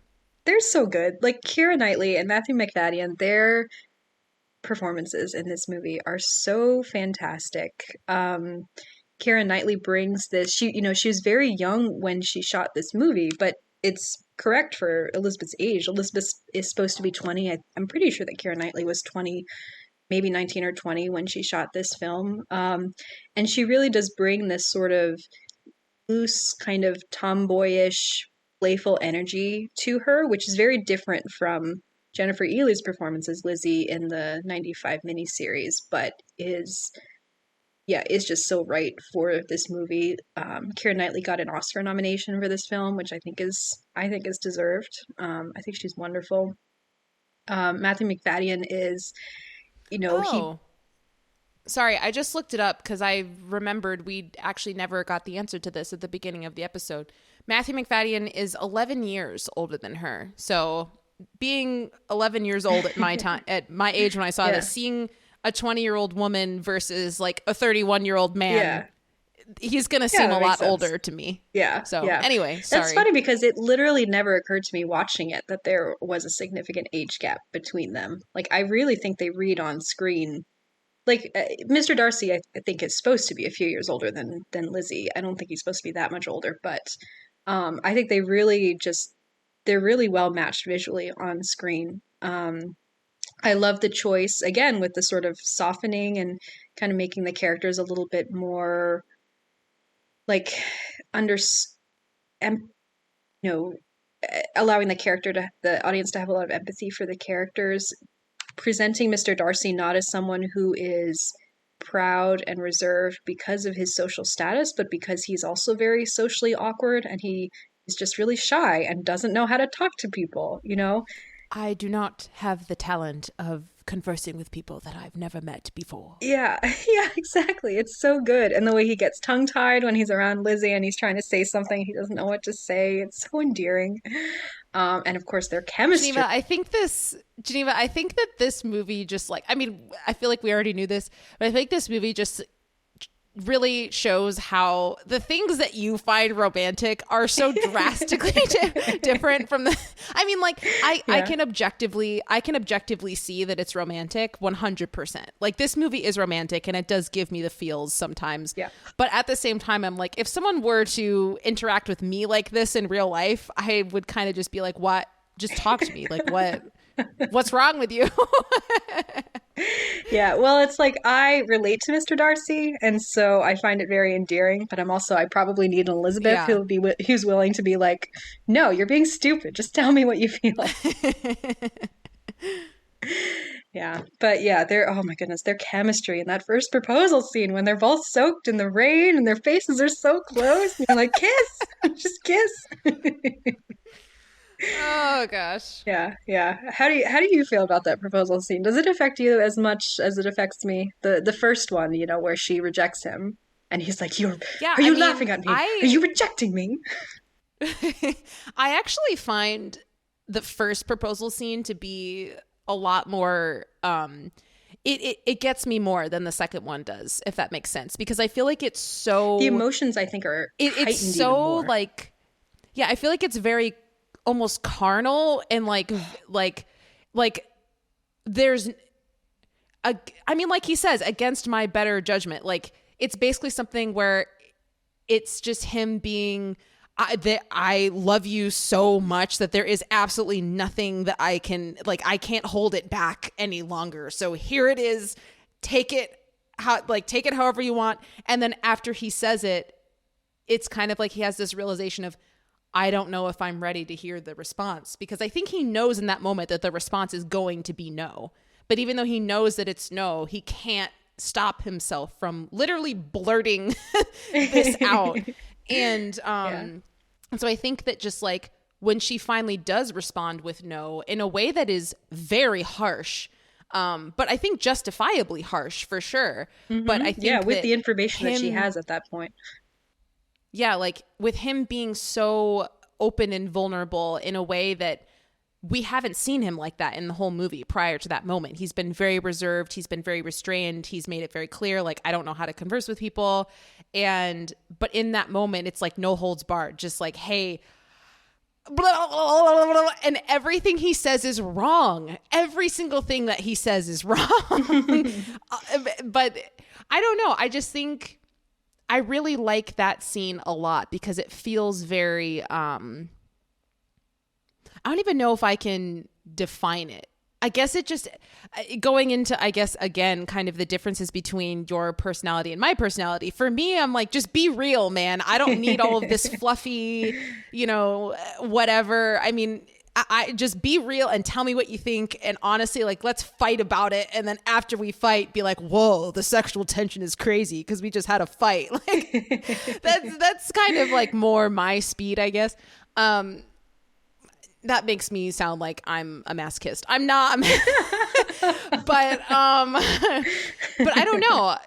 Yeah, I don't know. This is a very long response to your question, but I feel like, I don't know. I do really like how just completely unrestrained that scene is. It's like, I am not going to try and be proper. I'm not going to try and say this in the way that a gentleman would say it. And I'm not going to try and respond in the way that a lady would respond.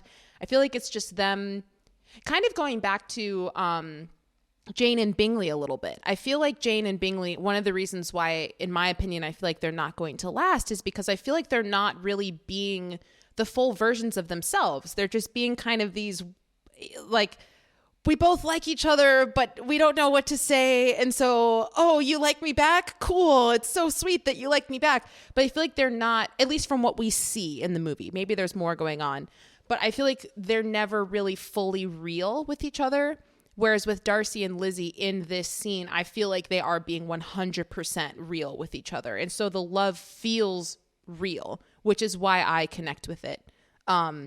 So yeah, that was a very long answer to your question, but I do really like this scene. Maybe it affects me differently than you do because I think we read it maybe in different lights.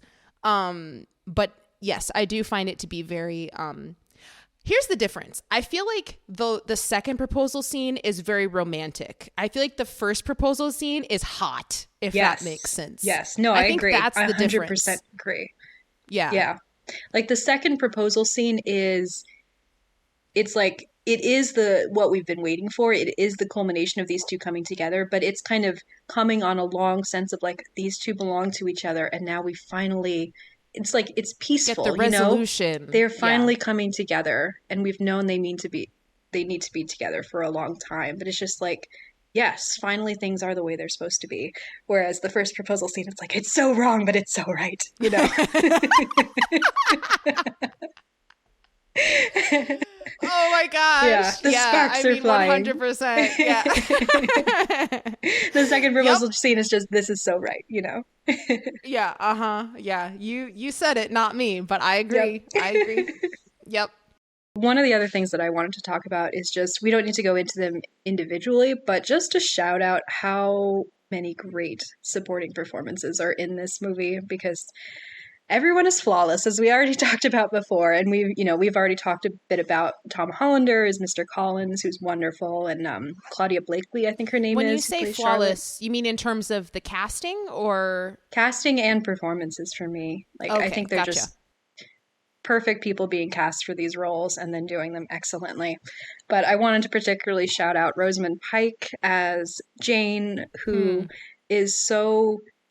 she's so beautiful, and she really projects this sort of sweetness and innocence throughout the film, where you really believe it, that she is this woman who just cannot see anything that is bad, but also really struggles to express her emotions, and can be a lot more of herself when she's around Lizzie, but with anyone else, she's just kind of reverts to just, being kind of generally sweet and pleasant to everyone. And so you understand why, like, an outsider like Mr. Darcy would misunderstand and would think that she does not feel for Mr. Bingley.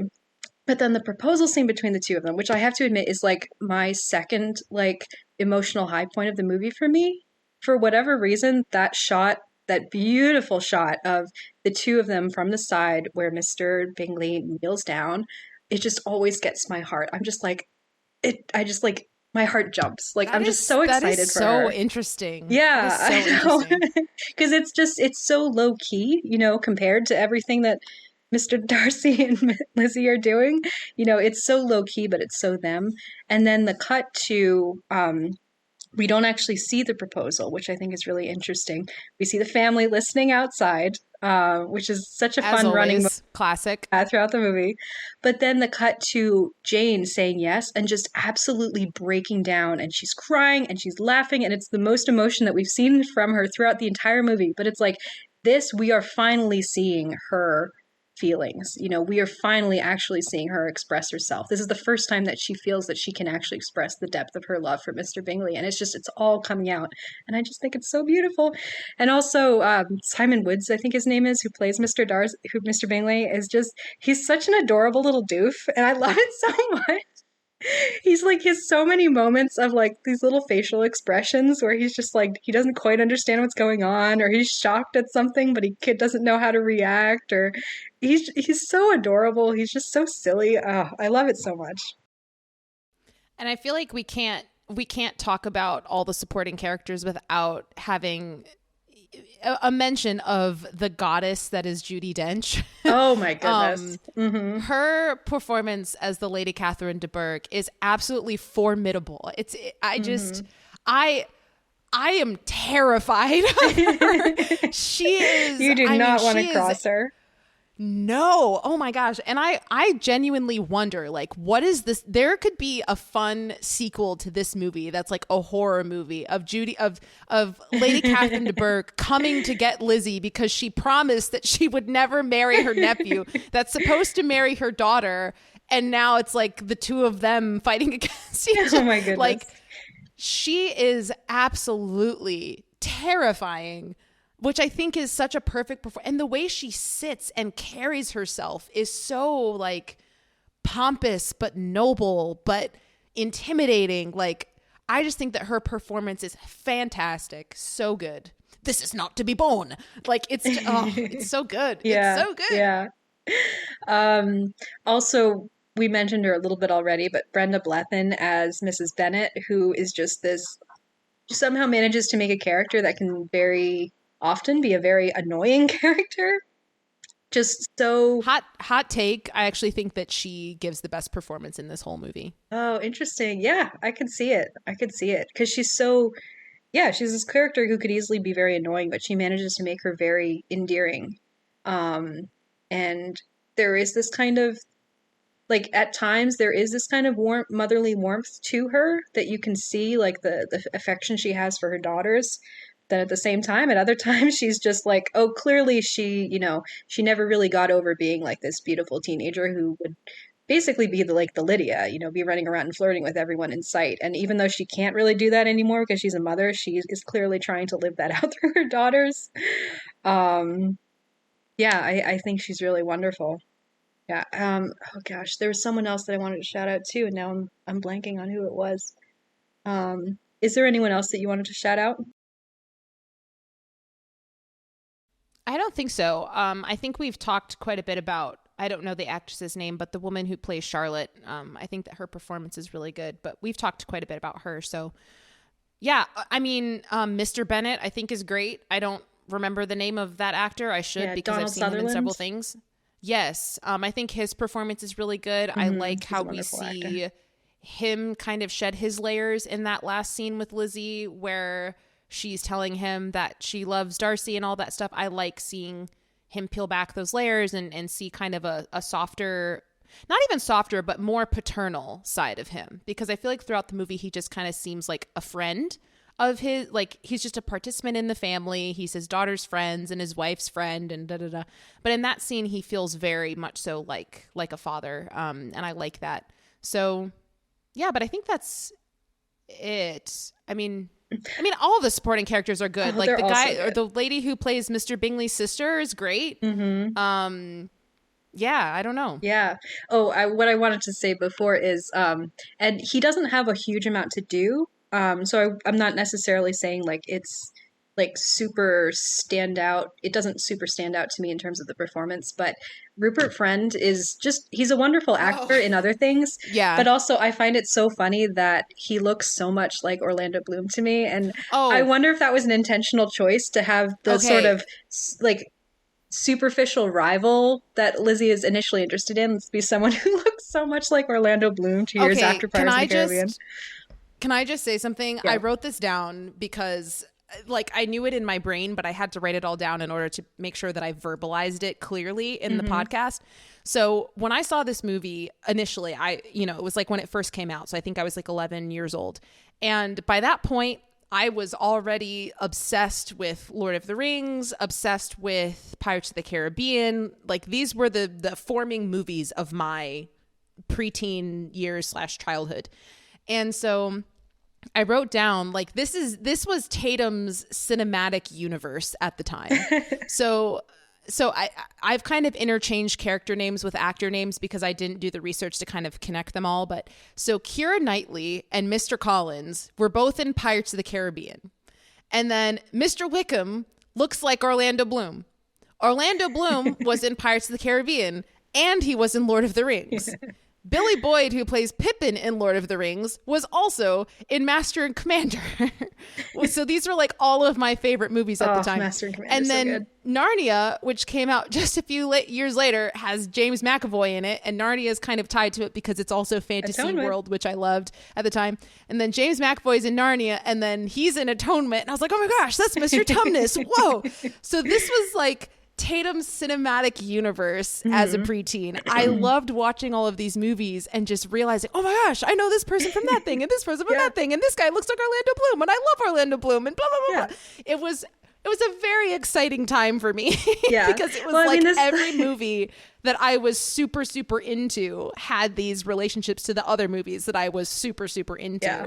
Well, this kind of just goes into the fact that the UK acting pool is so small, and they have about, 50 actors, and they're all in the same things with each other, which is just something that I love. Also, can we shout out there's obviously the Joe Wright and Keira Knightley collaboration universe, because they were in this, they did this together, they did Atonement, and then they did Anna Karenina. I like all of those movies. Pride and Prejudice is probably my favorite of the three, but they're all wonderful. But also the Keira Knightley and Matthew McFadden collaboration universe, because they were in Anna Karenina together. Matthew McFadden actually plays her brother in that movie, which is always weird. But then they were also in, and I will never get over this, they were in this movie called Nutcracker in the Four Realms. They are both in this movie. Is the father of the protagonist, and she is the Sugar Plum Fairy who turns out to be the villain. And yet I don't think they share a single scene together. And I want to talk to the casting director and ask them why you would do this. Why? Anyway, a little soapbox. You wanted to talk about the ending a little bit? Yeah, it's kind of a short note, but I feel like whenever I watch things now, I always have this thought of just like what it must have been like to be on that film set or with that film crew or whatever. And so that last proposal scene, I watched it and I'm so stressed out. I'm like, everyone probably woke up super early to be there, and they only have a limited amount of time where they have the light that they need to get that specific shot with the sun coming through and like all of those things. And I just watch it and I'm like, oh my gosh, that must have been the most stressful day of this entire shoot. Like, what if it's messed up? And then I was also thinking about like, I have so much respect for actors because acting is such a difficult job. So I was just thinking, can you imagine being Keira Knightley and Matthew McFadden and feeling like that stress of if we don't do this right, then we could miss the whole, because that lighting they probably only had for like a half hour. I don't know. But, so having this sense of like, if we don't do this right, then like the whole day is like messed up, or we have to schedule another day to do this, which costs the production company money.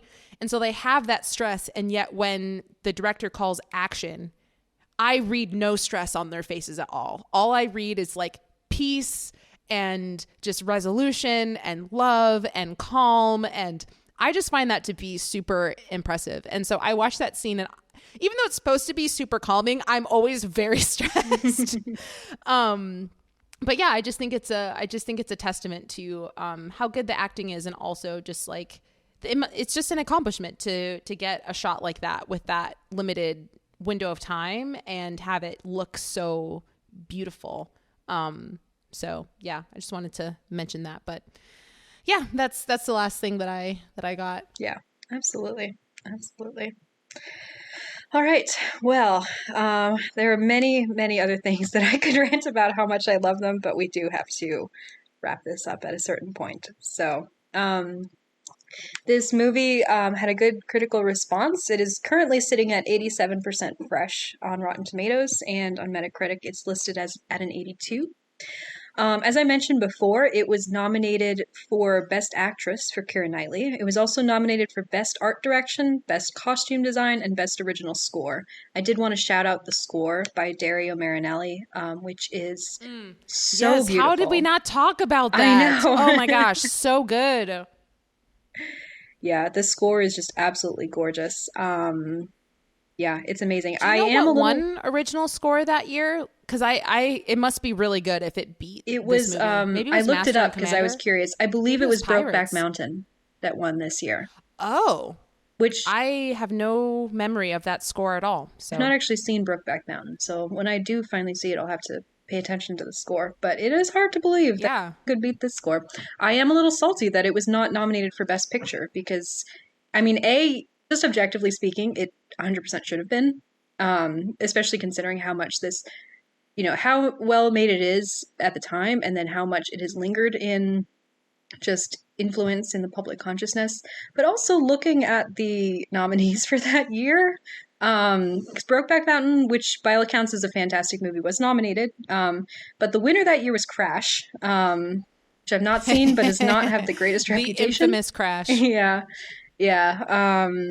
I think Munich was also nominated. Good Night and Good Luck was also nominated. I I can't think remember the fifth Master and nomination. Commander. Oh no, Master and No, that was Commander not. was a different year. That was Yeah, 2003. Never mind. yeah. Um, I'm getting confused because the other day after I finished watching The Return of the King, I went on a YouTube sprawl or YouTube spree where I literally watched video clips of every single Oscar nomination and win that Return of the King got at the Oscars. And like it was constantly up against Master and Commander. So for some reason because of that I have Master and Commander in my mind. But that's a very different year. So yes, different. Never mind. Great movie, different year. Fantastic movie. Fantastic movie, right? Okay, maybe we'll do that. Also someday. a really great score. Very great score. Oh, I've not really. I rewatched that movie recently, but I don't remember go the listen score to the specifically. score. I should go back. Yeah, I mean, yeah, It's so good. Master and Commander is also on my list to talk about at some point. So yeah, I would be so down for that. Anyway, Joe Wright was not nominated for Best Director either, which, in my opinion, he should have been. He did win, though, the BAFTA for Most Promising Newcomer. So good for him. In terms of critical reviews, sorry, as I mentioned, yeah, pretty well reviewed in general. Our good friend Roger Ebert gave it 4 stars. He wrote, "When Lizzie and Darcy finally accept each other in Pride and Prejudice, I felt an almost unreasonable happiness. Why was that? I am impervious to romance in most films, seeing it as a manifestation of box office requirements. Here it is different, because Elizabeth and Darcy are good and decent people who would rather do the right thing than convenience themselves. Anyone who will sacrifice their own happiness for higher considerations deserves to be happy. When they realize that about each other's hearts, about each other, their hearts leap, and reader, so did mine." I thought was just very nice little phrasing. Caroline Sita, who is a film writer that I really, really admire and follow, a Chicago-based film writer. She had a long-running column in the film blog, the AV Club, called When Romance Met Comedy. Sadly, it's not still going, but one of the last few movies that she talked about in that column was this movie. And she had a couple things about it that she said that I really loved. First, she said, specifically about the hand scene. She wrote, "Joe Wright's sterling adaptation of Jane Austen's classic romance lives in the contrast between wide shots and close-ups, the former emphasizing the film's stately setting, while the latter highlights the private emotions hidden behind the Regency-era formality. And in just 4 much-gifed seconds, Wright demonstrates how a dash of visual intimacy can bring Austen's centuries-old source material to vivid, sexy life." So it's kind of saying what I was saying earlier, but much, much more eloquently. Anyway, another thing that she said, which I thought was really, really well stated, was, "A big part of what makes Pride and Prejudice such a timeless story is the way it romanticizes the idea of second chances. Part of the fantasy is that Lizzie is able to persuade this rich, handsome man to let down his pride and embrace his inner Prince Charming, but it's equally in the fact that Lizzie gets a second chance after making a bit of an ass of herself as well. There's something incredibly romantic about how loyal Darcy remains to Lizzie, even as he gives her all the space she needs to figure out her own feelings. Especially in Wright's adaptation, which ups its heroine's own flaws, Lizzie and Darcy are 2 people who push each other to be better, which is the sort of mutual self-actualization that the rom-com genre often does best." So, yeah, I thought that was a really, really good point, because that is something that I really love about, this is a story archetype, the 2 people who spar and then fall in love, that has been done, you know, throughout the history of human beings telling stories with each other. I mean, it's the template for Much Ado About Nothing. It's the template for so many modern rom-coms, but it's done so well in Pride and Prejudice, and it really is this idea of these two characters that the movie makes you fall in love with, and how their relationship is a force of positivity in both their lives. Being together and by falling in love with each other, they're forced to confront their own flaws and change and become better human beings, which I think is, what we should hope for in a lot of our relationships. So, yeah, any thoughts on any of these quotes?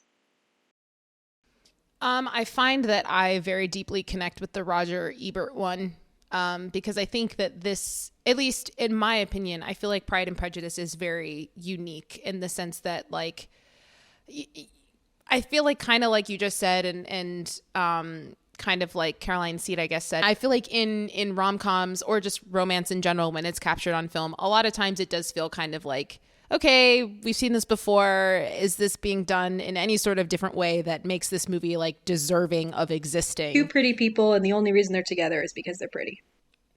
Right. And I feel like I agree with Roger Ebert that this movie is different. And that's why I think it's kind of why it's connected with a lot of people. It hasn't just connected with a small demographic of people who will enjoy rom-coms regardless. It's reached beyond that to everyone of all different ages and interests and all of that. And so, yeah, I think I agree with what Roger Ebert says here.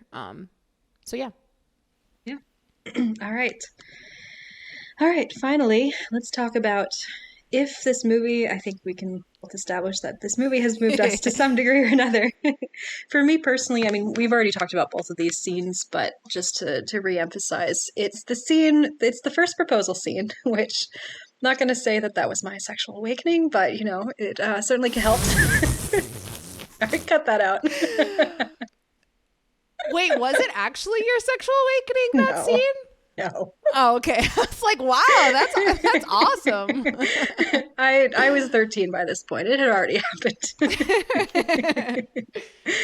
happened. Yeah, so for me, it was the first proposal scene, which, as we've talked about, it's very hot. It's very, the chemistry is just off the charts. It made me feel things. But then also the proposal scene between Bingley and Jane, like that really was, for whatever reason, the way it's staged and the way that they're longing for each other is kind of just this subtle subplot running throughout. And then when they finally get together, and they're such good, sweet characters that you really want to see them get what makes them happy. And so it just really made me happy. And I always just got so excited when finally he's able to propose to her. And yeah, I love it so much. Those really, really stick out to me. So what about you? Yeah. I mean, obviously the proposal scene in the rain, I feel like that's true for pretty much anyone who watches this movie. But yeah, one scene that actually has really grown on me over time. It's not really a scene, it's kind of a sequence, but it's when Lizzie goes to Darcy's house with her aunt and uncle, and there's this sequence of events where she sees Darcy with his sister. Oh, we did not even talk about Georgiana. Yeah. Yeah. And they do like this spinning thing, and then they catch each other's eye, and then Lizzie runs out, and then Darcy kind of chases after her.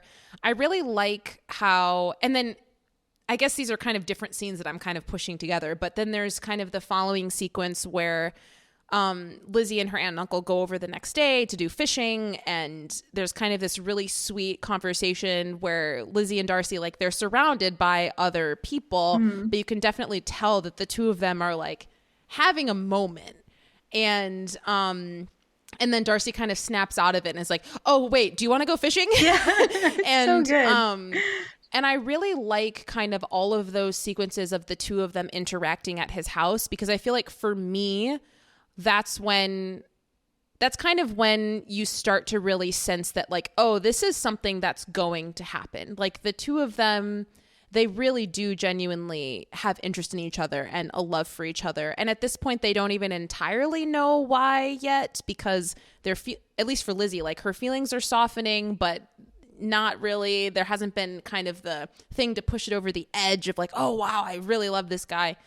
But yeah, I kind of like seeing that little hint of like, it's not like they hate each other and then all of a sudden they love each other. You kind of see this gradual progression. And so I like just the subtle cuteness of that progression that happens Yeah. in that sequence there. Yeah, that's a really good point because it's also kind of melding of their, throughout the film, we've seen the two of them have this connection, whether it's antagonistic or not. But this is also them starting to integrate the rest of their context, like their families, into this relationship. Like previously, every time he's met her family, it's been her immediate family who are mostly like embarrassing, and it's been kind of a disaster. But her aunt and uncle are actually pretty cool. He can connect with them, and Georgiana is great. Lizzie's able to instantly connect with her. And Georgiana knows, man. She Oh, knows. she's shipping it so She hard. totally. Oh yeah, she knows. Yeah, the way she looks at her brother, Which like when she I sees him look also at Lizzie, and she gets this look on her face, like, I'm so excited about this. I've yeah. never seen my brother in love before. I'm really rooting for him. It's very cute. I also love that concept of like 31-year-old Mr. Darcy talking to his 16-year-old sister about how much he likes this woman that he's met, Yeah. and I think that that's really cute. Or maybe they never had that conversation. Maybe she's just picking up on it, but Yeah, I mean, you can just imagine him telling her about his travels and like constantly mentioning Lizzie, but not saying he's into her. But she right. starts to pick up on it, and she's like, "Wait a second." Totally. Yeah. Totally. Yeah. Yeah. Also, I Yeah. realized before we end, there was just this one filmmaking thing from way earlier, toward the beginning of the movie, that I just picked up on, and I thought it was really great, and I just wanted to rave about for a second, because this, I think, is the actual first moment that we see any sort of connection between Lizzie and Darcy. So this is at the assembly ball, the ball that's like super crowded, where everyone is there and they're dancing, and then Bingley and Darcy and Caroline come in, and everyone falls silent, and like, it's like, oh no, the the upper class have arrived. We all have to like act nice now. Um, but anyway, so toward the end of that scene, Lizzie and her family have been introduced to Mr. Bingley and Mr. Darcy, and they're all kind of standing in this circle and they're talking. And as they're talking, I think maybe Mrs. Bennet's going on about like, oh yeah, Jane, like, oh, she had this guy who's into her and he poetry, blah blah blah blah blah, and it's kind of embarrassing. As they're talking, the camera is at basically face level and it's spinning around. So it's going around the There's characters. a lot of those like These spinning around shots in this movie. And it's cutting so you can see like who's talking, and then it'll cut to another angle and it'll continue to spin. But then at a certain point, Lizzie has that line about how she's trying to cut off her mother, and she talks about how, oh yeah, nothing like poetry to drive love away. And then it cuts to this steady shot of Mr. Darcy, and the camera stops spinning, and he's looking directly at Lizzie, and he says that thing about, oh, I thought poetry was the food of love. Thought poetry was the fruit of love, yeah. And then they have this back and forth where the camera is steady, and it's from Lizzie's, what I found really interesting, and I'm might be reading too much into this, but I don't think so, because I imagine this is a directorial choice. The camera, when it is looking at Lizzie, it's from Mr. Darcy's point of view, and so it's higher because he's taller, and it's looking down at her, and that places her in the frame with all of these people around her. So he's kind of looking at her as this woman who's kind of in the midst of this society that he's just walked into, this kind of massive, confused, like all of these people who are just like overwhelming, and there's just so many and there's chaos. But then there's this woman who's in the center of the frame, and he's looking down at her and he's seeing her within the context of her community. Whereas when Mr. Darcy's talking, it's from Lizzie's point of view, and she's shorter, and so it's looking up. And so you see around him like the heads of the people, but he's taller than everyone else, and it's also looking up. And so the framing, there's heads at the bottom of the frame, but then where his face is, it's all this negative space around him. And so he's standing out from the crowd in this really interesting way. He's this outsider who does not feel comfortable in all these people. And it's just tiny little moment of, directorial choice that I had not picked up until this last viewing. And I was just like, that's just basic good like filmmaking 101, but it's so well done. It's so subtle. I had not picked up on it before. Good job, Joe Wright. You really were like just absolutely, you didn't have to do that much, but you did. You did it for us, and I appreciate it. Yeah, he's a very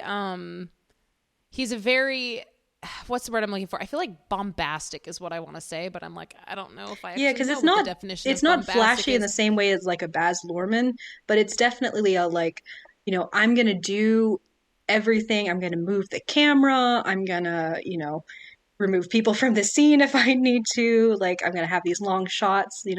It's very maximalist. That's the word I was looking for. I feel like Joe Wright is a very maximalist filmmaker. Yeah. At least from the movies that I've seen that he's made. It's very like, let's take everything and put all of it to the upteenth degree and do it all to the max. And I feel like he does it in such a, and yet it somehow feels restrained. Because like you were saying with Baz Luhrmann, no shame on Baz Luhrmann, but he's kind of like, this is over the top in a very unrestrained way. This is like, just let everything loose and see what happens. Yeah. Whereas I feel like with Joe Wright, it feels very, very controlled. Yeah. And, well, so much of Baz Luhrmann's maximalism comes out of the use of editing. And so it has this very disorienting, quick pace. Whereas Joe Wright, his maximalism more comes in the form of camera movement or lack thereof. And so it is a little bit more not theatrical in the sense of being like dramatically over the top, but theatrical in the sense of like these are characters who are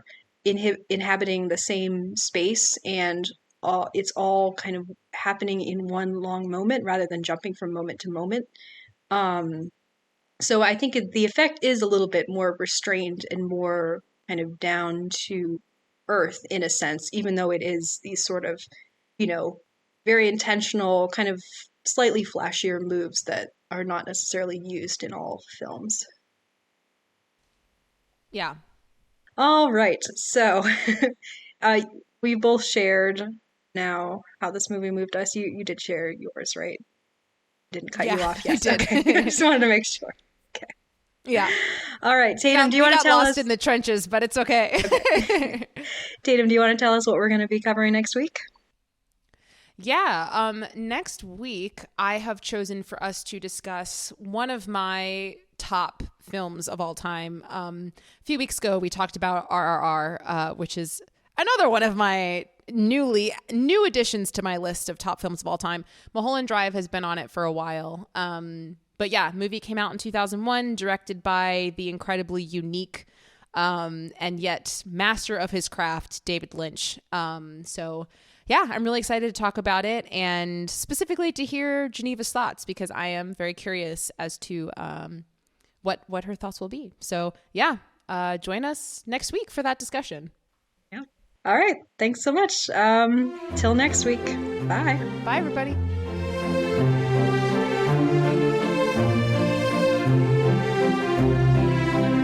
Thanks for listening. If you want to get in touch with us, you can email us at yourpickpod@gmail.com. Our theme song was composed by Joel Rushton, and our podcast graphic was designed by Kara Shin. If you like this show and want to hear more, please rate and subscribe on your favorite podcast platform. We're excited to have you on this journey with us. Till next time.